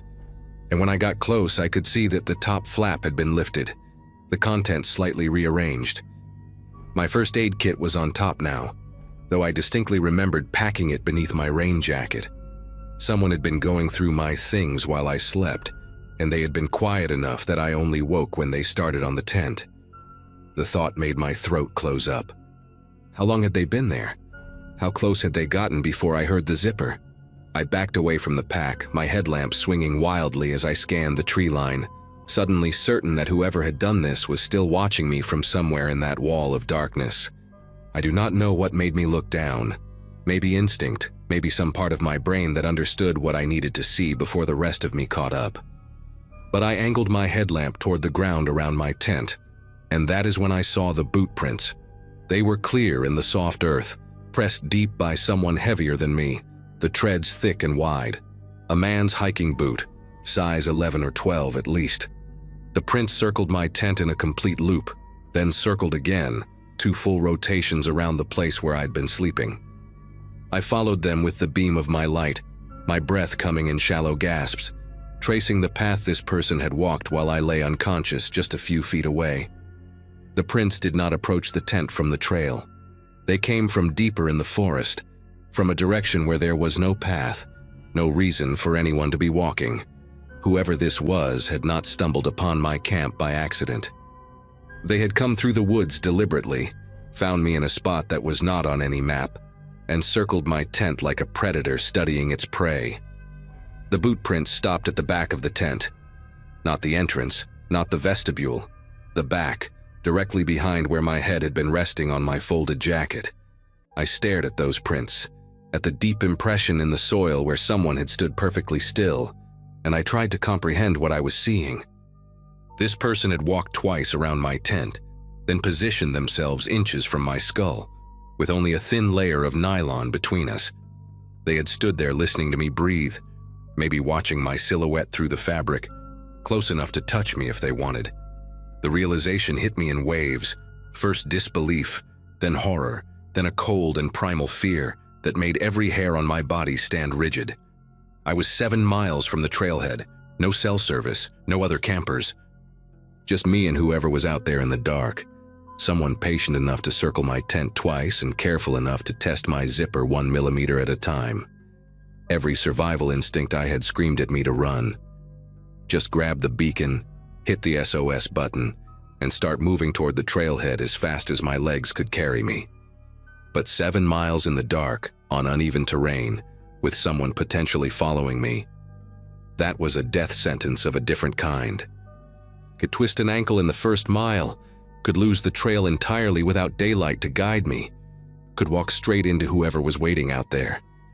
So I made myself think. I grabbed my pepper spray from my pack and shoved it into my waistband. I found my knife and clutched it in my right hand. I pulled on my boots without bothering to lace them and dragged everything I could carry into the tent. My pack, my poles, even the rocks I used to stake down the corners. Then I zipped myself inside and sat with my back against the pack, facing the entrance. My headlamp pointed at the zipper like it was the only thing keeping me alive. I did not turn off the light. I did not close my eyes. I sat there for hours, listening to every sound the forest made, waiting for the zipper to start moving again. Dawn came slowly, the sky shifting from black to deep blue to gray in increments so gradual I almost did not notice. When enough light filtered through the nylon that I could see color again, I allowed myself one long exhale. I had not heard anything else during the night, no footsteps, no rustling, no second attempt at the zipper. But I was not foolish enough to think that meant I was safe. I packed my gear in record time, my hands fumbling with buckles and straps, shoving everything into my bag without the careful organization I normally insisted on. The boot prints were still there in the morning light, even clearer now, and I forced myself to photograph them with my phone before I left. I do not know why. Evidence, maybe, or proof to myself that I had not imagined the whole thing. The photos showed exactly what I had seen in the dark, 2 complete circles around the tent, deep impressions where someone had stood motionless at my head, and a single line of tracks leading back into the forest in the direction of nothing. I hiked out faster than I have ever moved in my life. What should have taken 4 hours took me just under 3, my legs burning, my lungs screaming, but I refused to stop for more than a few seconds at a time. Every snapping branch made me spin around. Every shadow between the trees looked like a figure waiting. I kept the pepper spray in my hand the entire way, my thumb on the trigger, ready for someone to step out of the forest and confirm my worst fears. But no one did. The trail remained empty, the woods remained silent, and when I finally reached the trailhead parking lot and saw my car sitting there untouched, I nearly collapsed against the hood. There were 2 other vehicles in the lot, a green pickup truck with Montana plates and a white sedan with a bike rack on top. I stared at them for a long moment, wondering if one of them belonged to whoever had visited my camp, wondering if they were still out there in the wilderness or if they had already driven away before dawn. I got in my car, locked the doors, and did not stop driving until I reached the ranger station 20 miles down the mountain. The ranger on duty was a woman named Colleen, mid-50s with gray streaks in her braid, and the kind of calm demeanor that made me feel safe for the first time in 12 hours. I showed her the photos, told her everything. The zipper, the boot prints, the way my things had been moved. She listened without interrupting, her expression growing more serious with each detail. When I finished, she told me I was not the first. There had been 2 other reports that summer, both from solo female hikers in the same general area, both describing similar experiences. Someone approaching their camp at night, testing tent zippers, moving equipment. One woman had woken to find her boots placed neatly outside her tent door, laces removed. Another discovered a small pile of rocks stacked beside her head, placed there while she slept. Colleen said they had increased patrols but never caught anyone, never found a permanent camp or any other evidence. She took down my information, filed a report, and told me to contact local law enforcement if I wanted to press further. I drove home that afternoon and did not go back to the Cascades for 2 years. I still hike. I refuse to let whoever that was take that away from me, but I never camp alone anymore, and I never will again. Sometimes at night, when I am lying in bed in my apartment with the doors locked and the city humming outside my window, I think about those boot prints circling my tent. I think about the patience it took to move that slowly, that quietly, to test a zipper 1 tooth at a time while a woman slept inches away. I think about what would have happened if I had not woken up, if the sound had not pulled me from sleep at exactly the right moment. The ranger told me they never caught anyone, and as far as I know, they still have not. I check the hiking forums sometimes, looking for new reports from that area, hoping I will read that someone was arrested, that the mystery was solved. But there is never any update, never any resolution. Just silence, and the knowledge that somewhere in those mountains someone is still out there, walking through the trees in the dark, circling tents, testing zippers, waiting for the ones who do not wake up.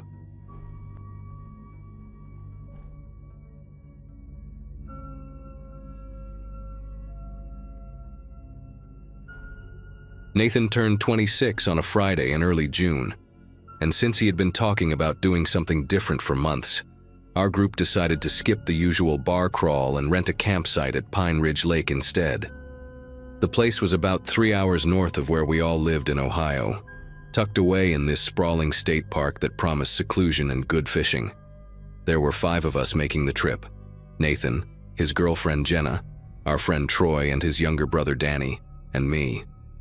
We had all graduated from the same high school back in 2016, except for Danny, who was a few years behind us, and camping together felt like the kind of throwback adventure we needed after years of desk jobs and routine weekends. I remember packing that morning with this genuine excitement I had not felt in a long time, thinking about campfires and cold beers and staying up late telling stupid stories. The drive up was perfect. All green hills and that particular early summer light that makes everything look like a postcard. None of us could have known what was waiting for us at that lake. We pulled into the campground around 4 in the afternoon, and the ranger at the entrance booth was this older guy with a sun-weathered face who handed us a paper map and pointed us toward site number 17. The campground was laid out in a big loop around the lake, with maybe 30 sites total. But ours was at the far end where the loop curved back into thicker woods. I noticed immediately how isolated it felt. Site 16 to our left was completely empty, just a fire pit and a wooden post with the number on it. And beyond that, the trees grew dense and dark. The ranger mentioned that weekday bookings were slow this time of year, and that we might have this whole section to ourselves. Nathan loved that idea, said it meant we could be as loud as we wanted without bothering anyone. We spent the next 2 hours setting up our tents, gathering firewood from the designated area, and hauling our coolers down to the site. Jenna had made this elaborate birthday cake that somehow survived the drive in a special container, and we stuck candles in it right there on the picnic table while the sun started dropping behind the tree line. By the time we got the fire going and cracked open the first round of beers, the sky was turning that deep orange color that only exists in places far away from city lights. Everything felt exactly right. The night came on fast and thick, the way it does when you are miles from any real town. We sat around the fire, passing a bottle of whiskey Nathan had brought, trading old stories and giving him grief about getting older. Danny had this portable speaker playing classic rock at a reasonable volume, and Jenna was roasting marshmallows with this very specific technique she kept insisting was the only correct way. Around 11, Troy mentioned he needed to grab something from the car, and when he came back he had this weird look on his face. He said he thought he saw a light moving through the trees near Site 16, like a flashlight beam sweeping low to the ground. We all looked over but saw nothing except darkness and the vague shapes of branches. Nathan figured it was probably the ranger doing a late patrol or maybe some animal reflecting our fire. We laughed it off, but I noticed Troy kept glancing in that direction for the next 20 minutes. The woods beyond our little circle of firelight seemed to press in closer than before, and the spaces between the trees looked deeper somehow, like they went on forever into nothing. Around midnight we heard the laughter for the first time. It came from the direction of Site 16, this burst of sound that seemed to cut right through the quiet. It sounded like a group of people, maybe 3 or 4 voices, laughing at some joke we could not hear. Jenna said it was probably late arrivals setting up camp, people who drove in after dark to get an early start on their weekend. That made sense, and we all relaxed a little, though I remember thinking it was strange we had not heard a car pull up, or doors slamming, or any of the usual noise that comes with people arriving somewhere new. The laughter stopped as suddenly as it started, and the silence that followed was almost worse. Danny turned down his speaker, and we all sat there listening, waiting for more sounds. Voices, tent poles clicking together, a cooler being dragged across gravel. But there was nothing. Just the crackle of our fire and the occasional splash of something moving in the lake behind us. Troy said, maybe they were just passing through, hikers cutting across the campground on their way somewhere else. Nobody really believed that, but nobody wanted to say it out loud either. We tried to get back into the birthday mood, but the energy had shifted.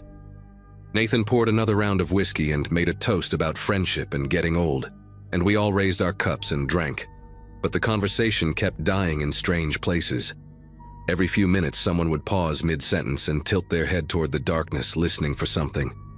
Around 1 in the morning, Jenna said she was tired and wanted to turn in. She and Nathan shared the biggest tent, the green one closest to the fire pit, while Troy and Danny had a smaller blue tent a few feet away. I had brought my own single-person tent and set it up slightly apart from the others, near the edge of our site where the ground was flattest. As everyone started moving toward their sleeping bags, I stayed behind to pour water on the fire and make sure it was fully out. That is when I saw the flashlight beam again. It swept across the tree trunks about 50 yards into the woods, moving slowly from left to right, and then it stopped. The light held steady for maybe 10 seconds, pointed in my direction, and I could feel it like a physical weight on my chest. Then it clicked off and the darkness rushed back in. I stood there, frozen with the water jug still in my hand, my heart slamming against my ribs, trying to convince myself I had imagined it.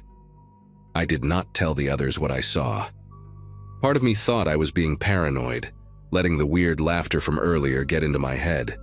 I finished putting out the fire and crawled into my tent, zipping it shut behind me with shaking fingers. For a long time I just lay there on top of my sleeping bag, fully clothed, staring at the nylon ceiling and listening.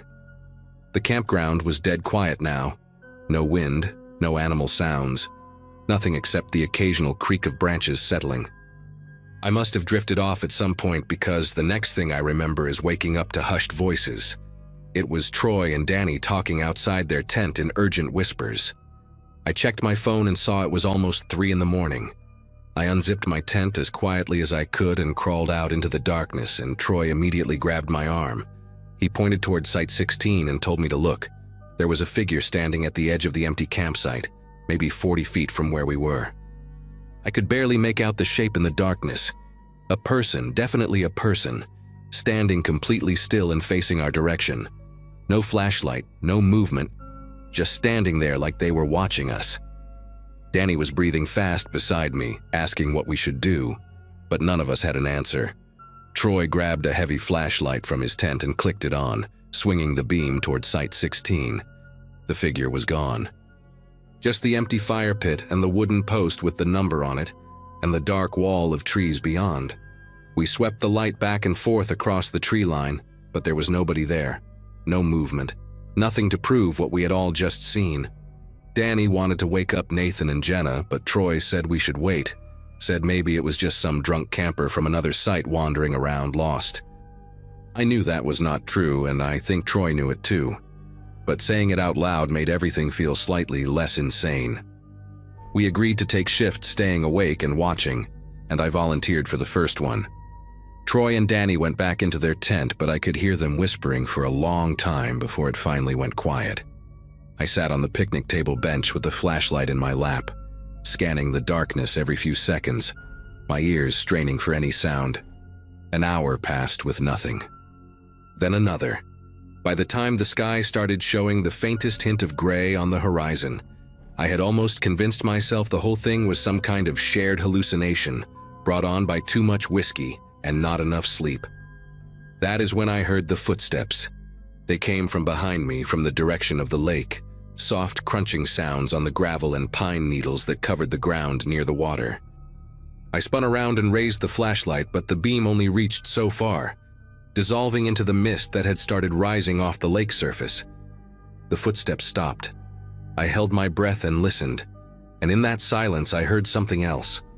A low chuckle, barely audible, coming from somewhere in the fog. It was the same kind of laughter we had heard earlier, but this time it was just one voice, and it was close, maybe 20 feet away in the darkness. I wanted to yell for the others, but my throat had clamped shut. The chuckling stopped, and then I heard the footsteps again, faster now, moving away from me toward the parking area where we had left the cars. I finally found my voice and shouted for everyone to wake up, and within seconds Nathan came bursting out of his tent, asking what the hell was going on. I pointed toward the parking lot, and we all grabbed whatever we could find. Flashlights, a hatchet Nathan had brought for firewood, a heavy metal thermos, and moved together through the darkness toward the cars. The parking area was about 100 yards from our campsite, connected by a narrow gravel path that wound through the trees. We moved in a tight group with Nathan in front and me bringing up the rear, flashlight beams cutting wild patterns through the darkness. Jenna was crying softly, asking over and over what was happening, and none of us had anything to tell her. When we reached the clearing where the cars were parked, Nathan stopped so suddenly that Troy walked right into his back. Our car, the only car since we had all driven up together in my SUV, sat alone in the gravel lot, tilted at a strange angle. Even before we got close enough to see the damage, I knew what had happened. All 4 tires had been slashed, the rubber hanging in ribbons around the rims. The whole vehicle sunk down onto its axles like a dead animal. Nathan circled the car with his flashlight, counting the cuts, and his voice cracked when he said there were at least 2 deep gashes in each tire. Whoever did this had taken their time. They had been thorough. Danny pulled out his phone to call for help, but there was no signal, not even a single bar. And when the rest of us checked our phones, it was the same story. We were 3 hours from home with no way to drive and no way to call anyone. Troy said we needed to walk to the ranger station near the entrance, that it was only about a mile down the main road, and someone would be there, or at least there would be a landline phone we could use. Nathan agreed, but Jenna refused to move, saying she was not walking through the dark with someone out there watching us. That is when we heard the sound that made everything worse. A tent zipper, the distinctive ripping noise of nylon teeth separating, coming from the direction of our campsite. We had left everything behind when we ran to check the cars, our supplies, our bags, everything. The 5 of us stood paralyzed in the parking lot, listening to the sounds of someone going through our camp. I heard a cooler lid slam shut, something heavy being dragged across the ground. Then that laughter again, louder this time, echoing through the trees like whoever was making it wanted us to hear. Jenna grabbed Nathan's arm and begged him to do something, but what could any of us do? There was one of them that we knew of, maybe more, and they clearly knew this place better than we did. They had been watching us all night waiting, and now they had us exactly where they wanted us. Nathan made the call. We were going to the ranger station, all of us together, and we were going now. He handed the hatchet to Troy and told Danny to grab the biggest rocks he could find. Jenna was still shaking, but she nodded and fell into line between me and Nathan. We started down the main road, moving fast, flashlights pointed straight ahead. The road was paved but narrow, with thick woods pressing in on both sides, and every shadow looked like a person waiting to step out. About halfway to the ranger station, we heard footsteps in the trees to our left, keeping pace with us, crunching through the underbrush maybe 30 feet away. Nobody said anything. We just walked faster, almost running, our breath coming in ragged gasps. The footsteps matched our speed. Then they started getting closer. I could hear branches snapping, leaves rustling, and underneath it all that same low, chuckling sound, like this was all some kind of game. Danny screamed and hurled one of his rocks into the darkness, and for a moment, everything went silent. Then a flashlight clicked on from inside the trees, blinding us with its beam, and a man's voice called out something I could not understand. Words that sounded slurred and wrong, like someone speaking through a mouthful of water. Troy raised the hatchet and shouted that he would kill anyone who came near us, and I believed him. I really did. The flashlight clicked off and we ran. We made it to the ranger station just as the sky was turning pink with dawn. The building was dark, but there was an emergency phone box mounted on the outside wall, and Nathan broke the glass with his elbow and dialed 911. The police arrived within 40 minutes. 2 county sheriff vehicles with lights flashing, and we told them everything while sitting on the tailgate of a patrol car wrapped in shock blankets.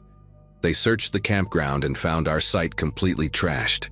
Tents collapsed and torn, coolers emptied, clothes scattered everywhere. They found footprints all around our camp, boot prints that did not match any of our shoes, and more prints leading into the woods toward an old service road that was not on any public map. A deputy told us they had received similar reports before, that there was a man who lived rough in these woods, a drifter with a history of mental illness who had been spotted near the campground several times over the past few years, but always disappeared before anyone could catch him. They never found him that morning either. We gave our statements and a tow truck came for my ruined car, and Nathan's dad drove 3 hours to pick us all up. None of us talked much on the ride home. Jenna broke up with Nathan a few weeks later, said she could not look at him without thinking about that night. Troy still refuses to go camping anywhere. And me, I still think about that man in the woods sometimes. Still wonder what would have happened if we had stayed in our tents, if we had not heard those footsteps moving toward the parking lot. The police said he probably just wanted to scare us, that drifters like him usually do not actually hurt anyone. But I remember that laughter, the way it sounded like he was enjoying himself, like we were the most fun he had in years. And I remember those slashed tires, the careful, deliberate cuts, and I know that whoever he was scaring us was not the only thing on his mind that night.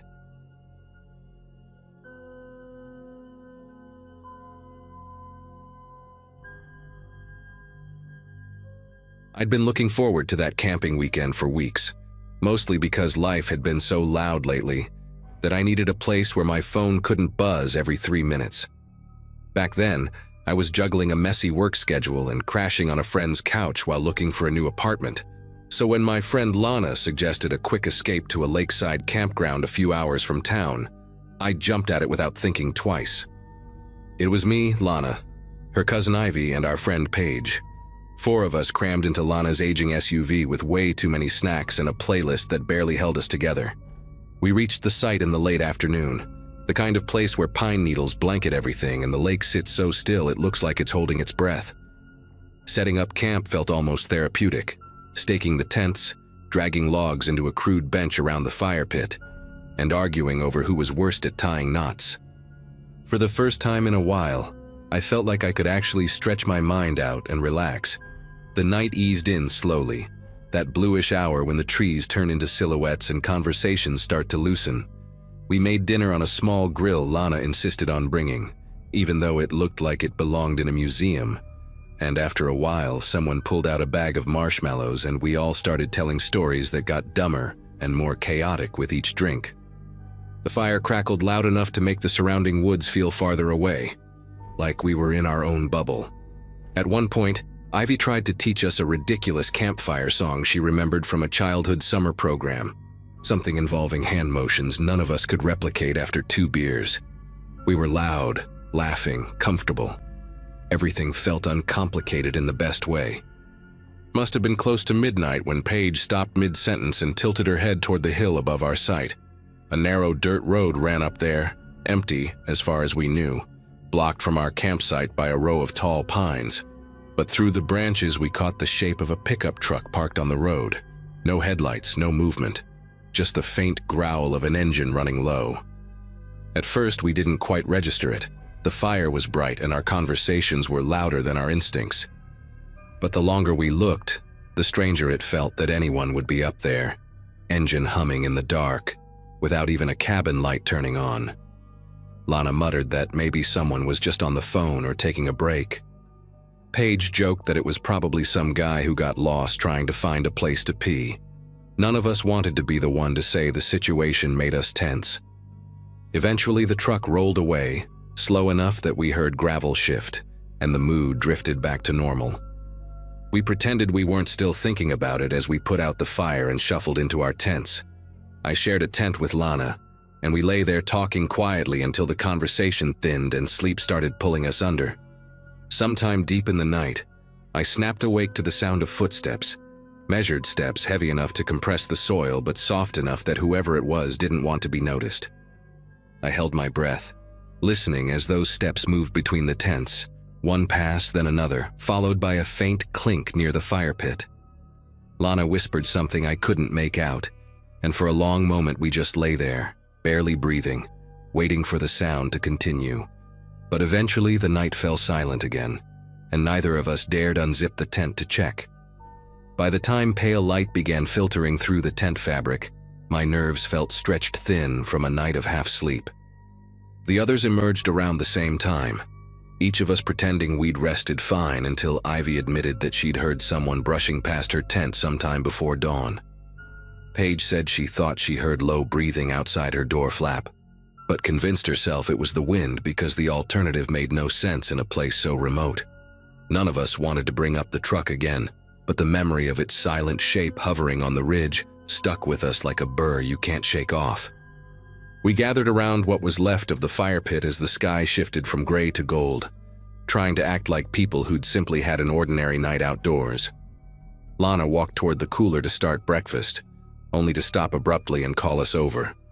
The lid hung open and most of the food we'd packed was gone, not dragged out or torn apart by animals, just removed, neatly, intentionally. Some wrappers were stacked to the side like someone had gone through everything with a purpose.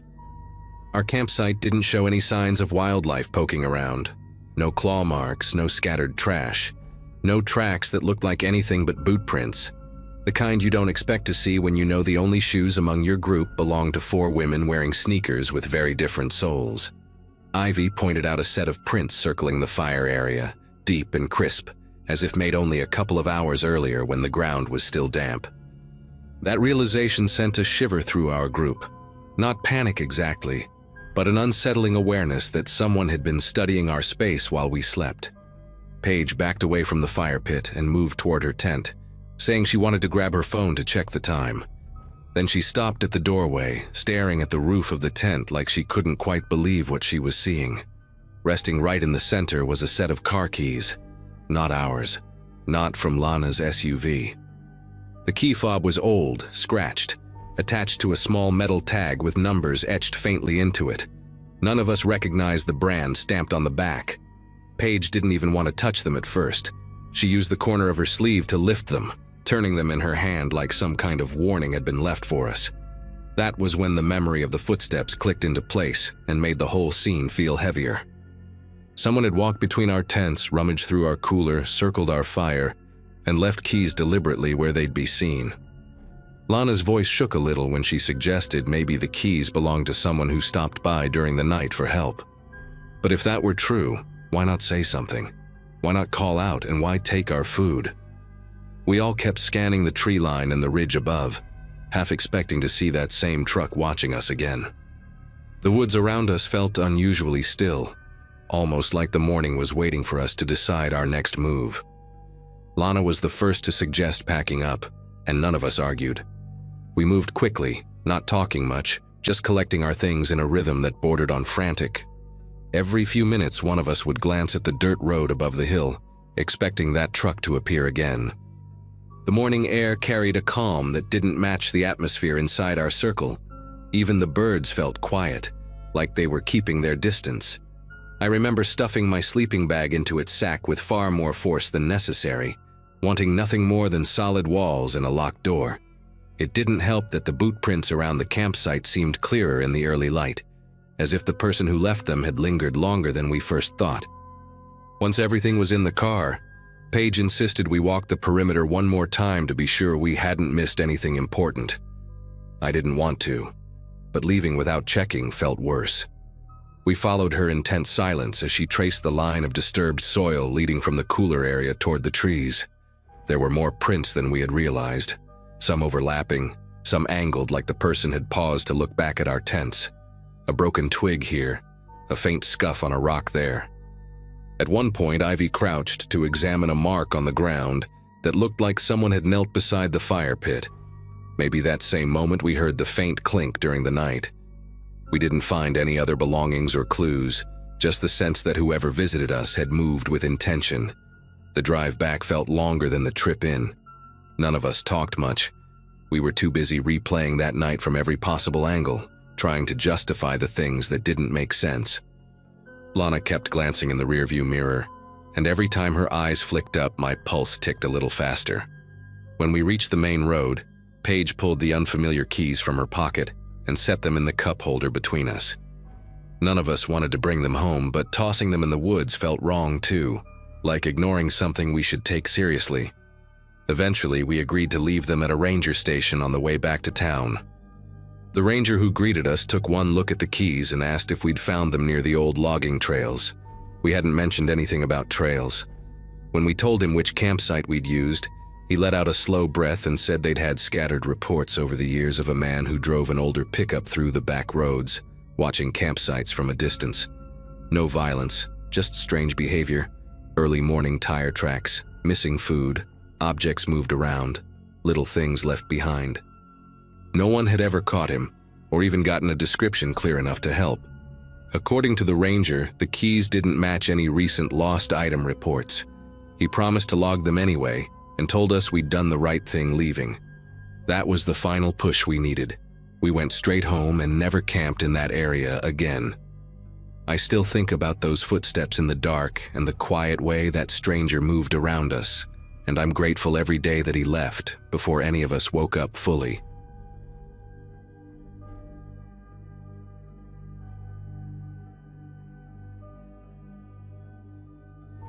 Camping at Pine Hollow State Park with my younger sister, Emily, was supposed to be a break from the noise of our everyday lives.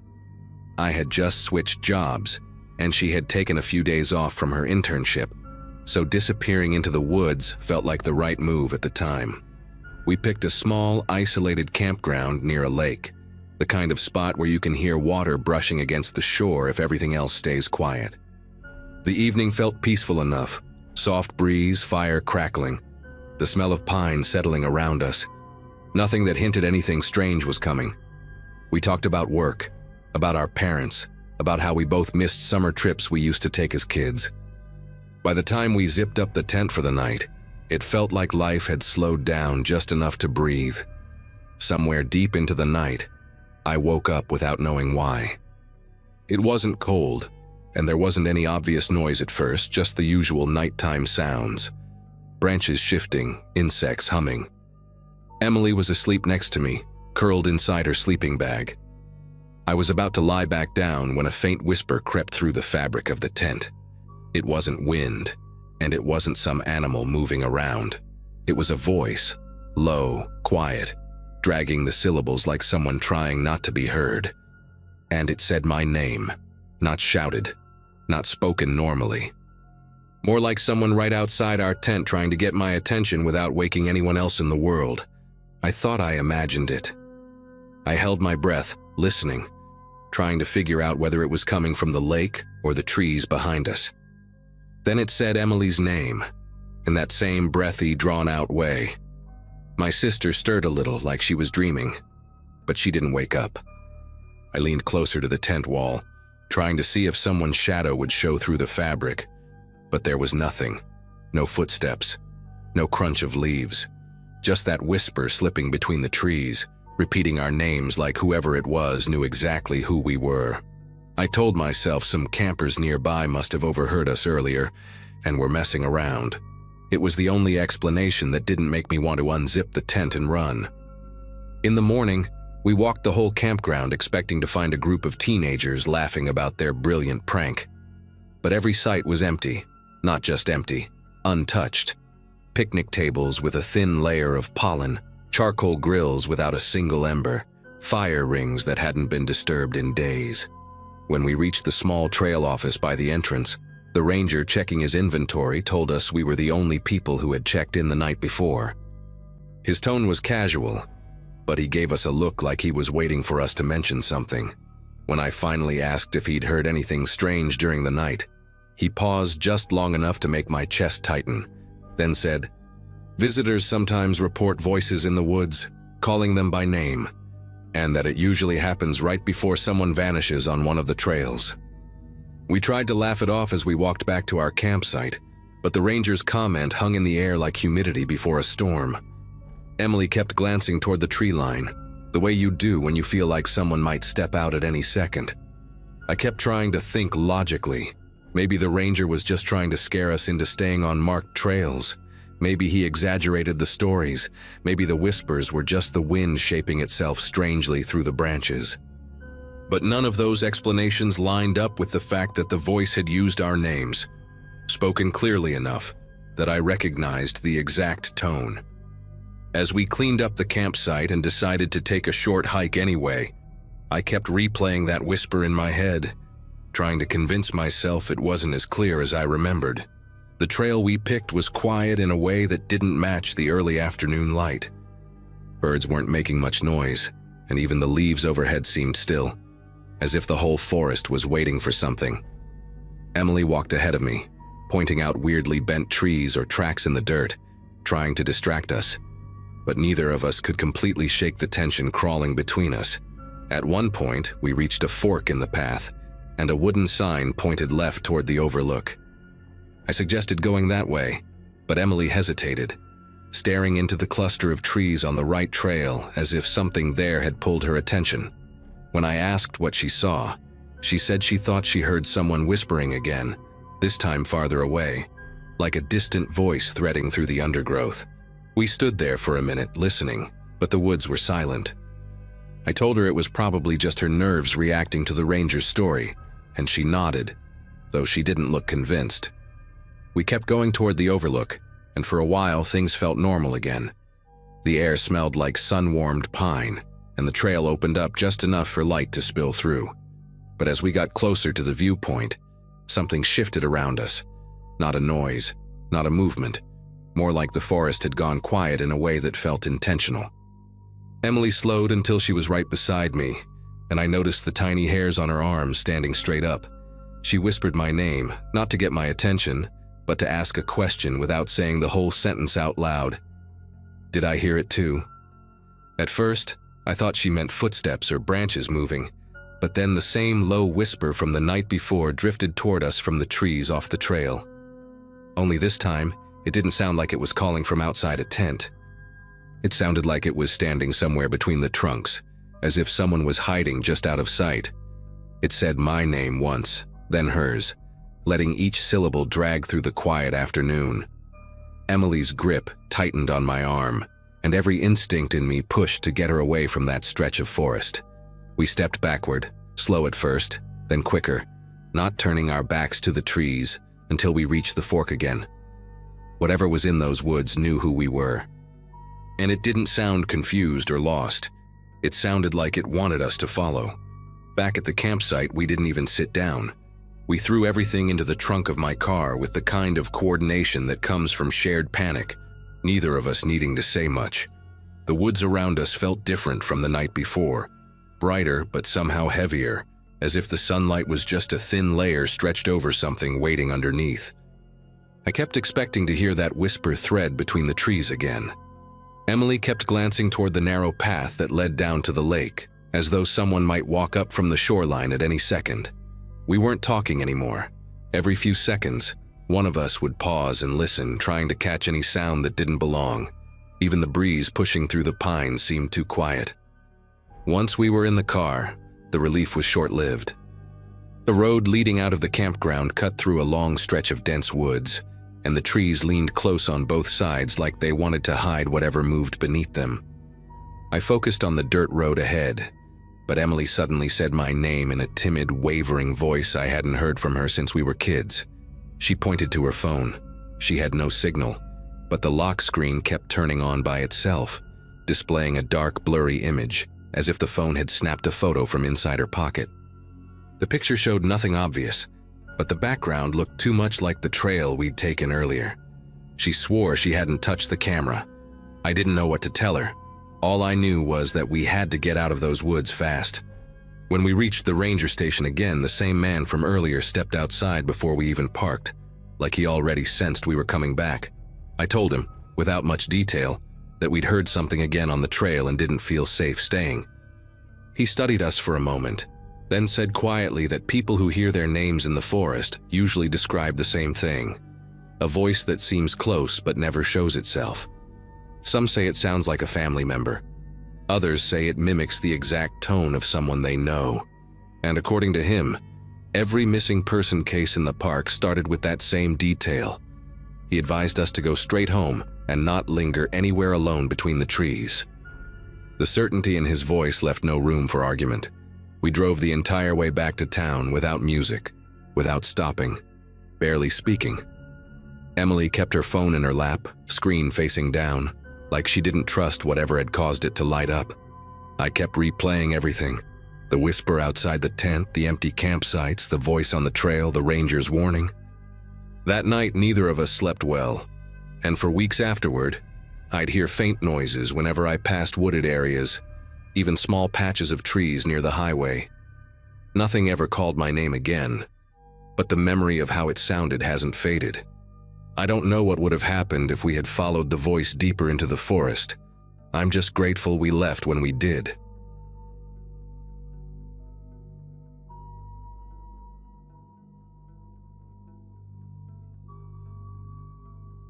Mornings at that campsite felt like a break from everything I'd been dealing with at home.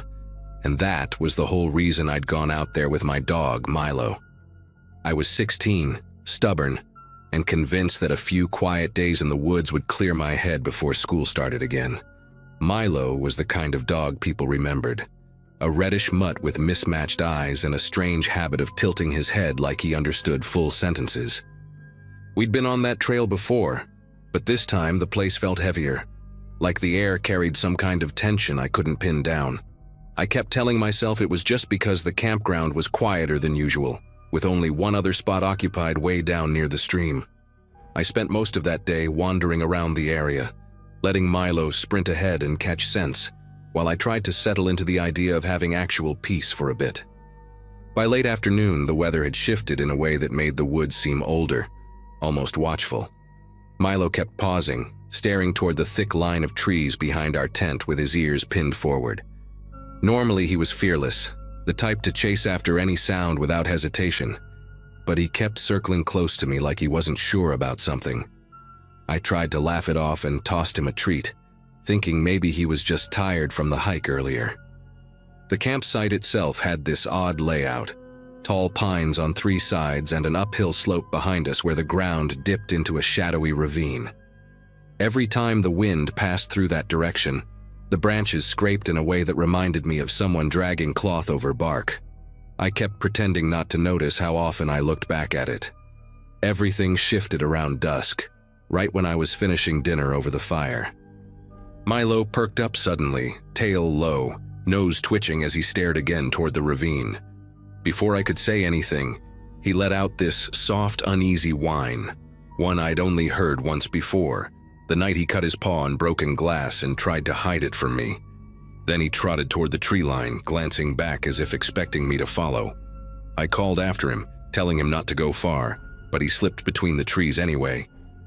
His footsteps faded fast, swallowed up by the thick layers of pine needles and underbrush. A minute passed, then two. Then the forest went still in a way that didn't feel normal for that time of day. When I finally called his name, the answer I got made my whole body react in a way I don't have a perfect word for.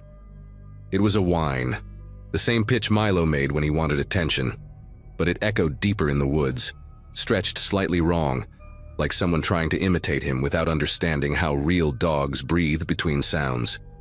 The moment I heard it, I knew it wasn't him. Milo's real whine always had a tremble at the end, like he couldn't hold the note perfectly. This one cut off too clean, almost clipped, like whoever or whatever made it didn't know how to finish the sound naturally. I stood there, staring into the dark patch of trees where the response had come from, feeling this rising certainty that I shouldn't step closer to it, no matter what. I kept calling for Milo, but the woods stayed quiet except for that one strange response I couldn't get out of my head. It replayed in my mind over and over, the too clean ending, the way it seemed to come from farther away than Milo could have run in that short time. I waved my flashlight toward the trees, the beam catching on uneven patches of branches that looked like they'd been disturbed recently. Normally, Milo would have barked back or come sprinting toward the light, crashing through bushes without a care. But there was nothing. The longer I stood there, the more I noticed how the forest around me felt wrong for early evening. No insects buzzing, no rustling, no distant birds settling down. Just this thick silence that seemed to press against my ears. I kept telling myself he'd show up any second, but the part of me that knew Milo best kept saying something had lured him farther than he meant to go. Eventually, I grabbed the small camping lantern and stepped toward the edge of the ravine, stopping right before the slope dipped down. The ground there looked churned up in a weird way, as if someone had stepped repeatedly in the same spots, trying to flatten the grass. I crouched down, shining the light over the area, and spotted a few impressions that were definitely not from Milo. They were too long, too narrow, almost like footprints from someone walking carefully on the very edges of their feet. The spacing between them was strange, too, like whoever made them had an awkward gait or was deliberately trying to mask their stride. The moment I noticed that, the wind shifted again from the ravine, carrying with it a faint smell that reminded me of wet rope and metal left out in the rain. It wasn't a scent I'd ever associated with animals out here. Panic started creeping up on me, but I forced myself to think rationally and headed back to the campsite. I kept the lantern high, scanning everything: the tent, the cooler, the scattered gear near the fire pit. Nothing looked disturbed, but the whole spot felt like it wasn't mine anymore, like someone else had been circling it while I wasn't paying attention. The shadows seemed longer than they should have been, stretching toward the tent in thin, crooked shapes that didn't match the trees behind them. I reached into the tent for my phone, hoping for a signal, but the screen stayed stubbornly blank. That isolation hit me harder than I expected. I stood there with my hand on Milo's empty leash, realizing I didn't even know which direction to start searching without risking getting lost myself. My instincts kept telling me to stay put until sunrise, but every few minutes I'd hear something subtle, a faint crack, a soft shift of leaves, coming from the same area Milo had run toward. Not close, but not far enough to ignore. It almost felt like someone was matching my movements from a distance, stepping only when I stepped, pausing only when I paused. At one point, I heard that imitation whine again, but this time it sounded quieter, like whoever made it was trying to lure me slowly instead of calling me directly. I stood perfectly still, gripping the lantern so hard the handle dug into my palm, listening to the echo fade into the trees. There was no way Milo would have responded like that. Whoever was out there had been practicing his sounds, waiting for the right moment. At some point in the night, exhaustion won over fear, and I ended up sitting with my back against a tree, trying to stay alert while fighting off the heaviness in my eyes. The lantern burned low, giving everything around me this washed-out pale look, like the world had been drained of color.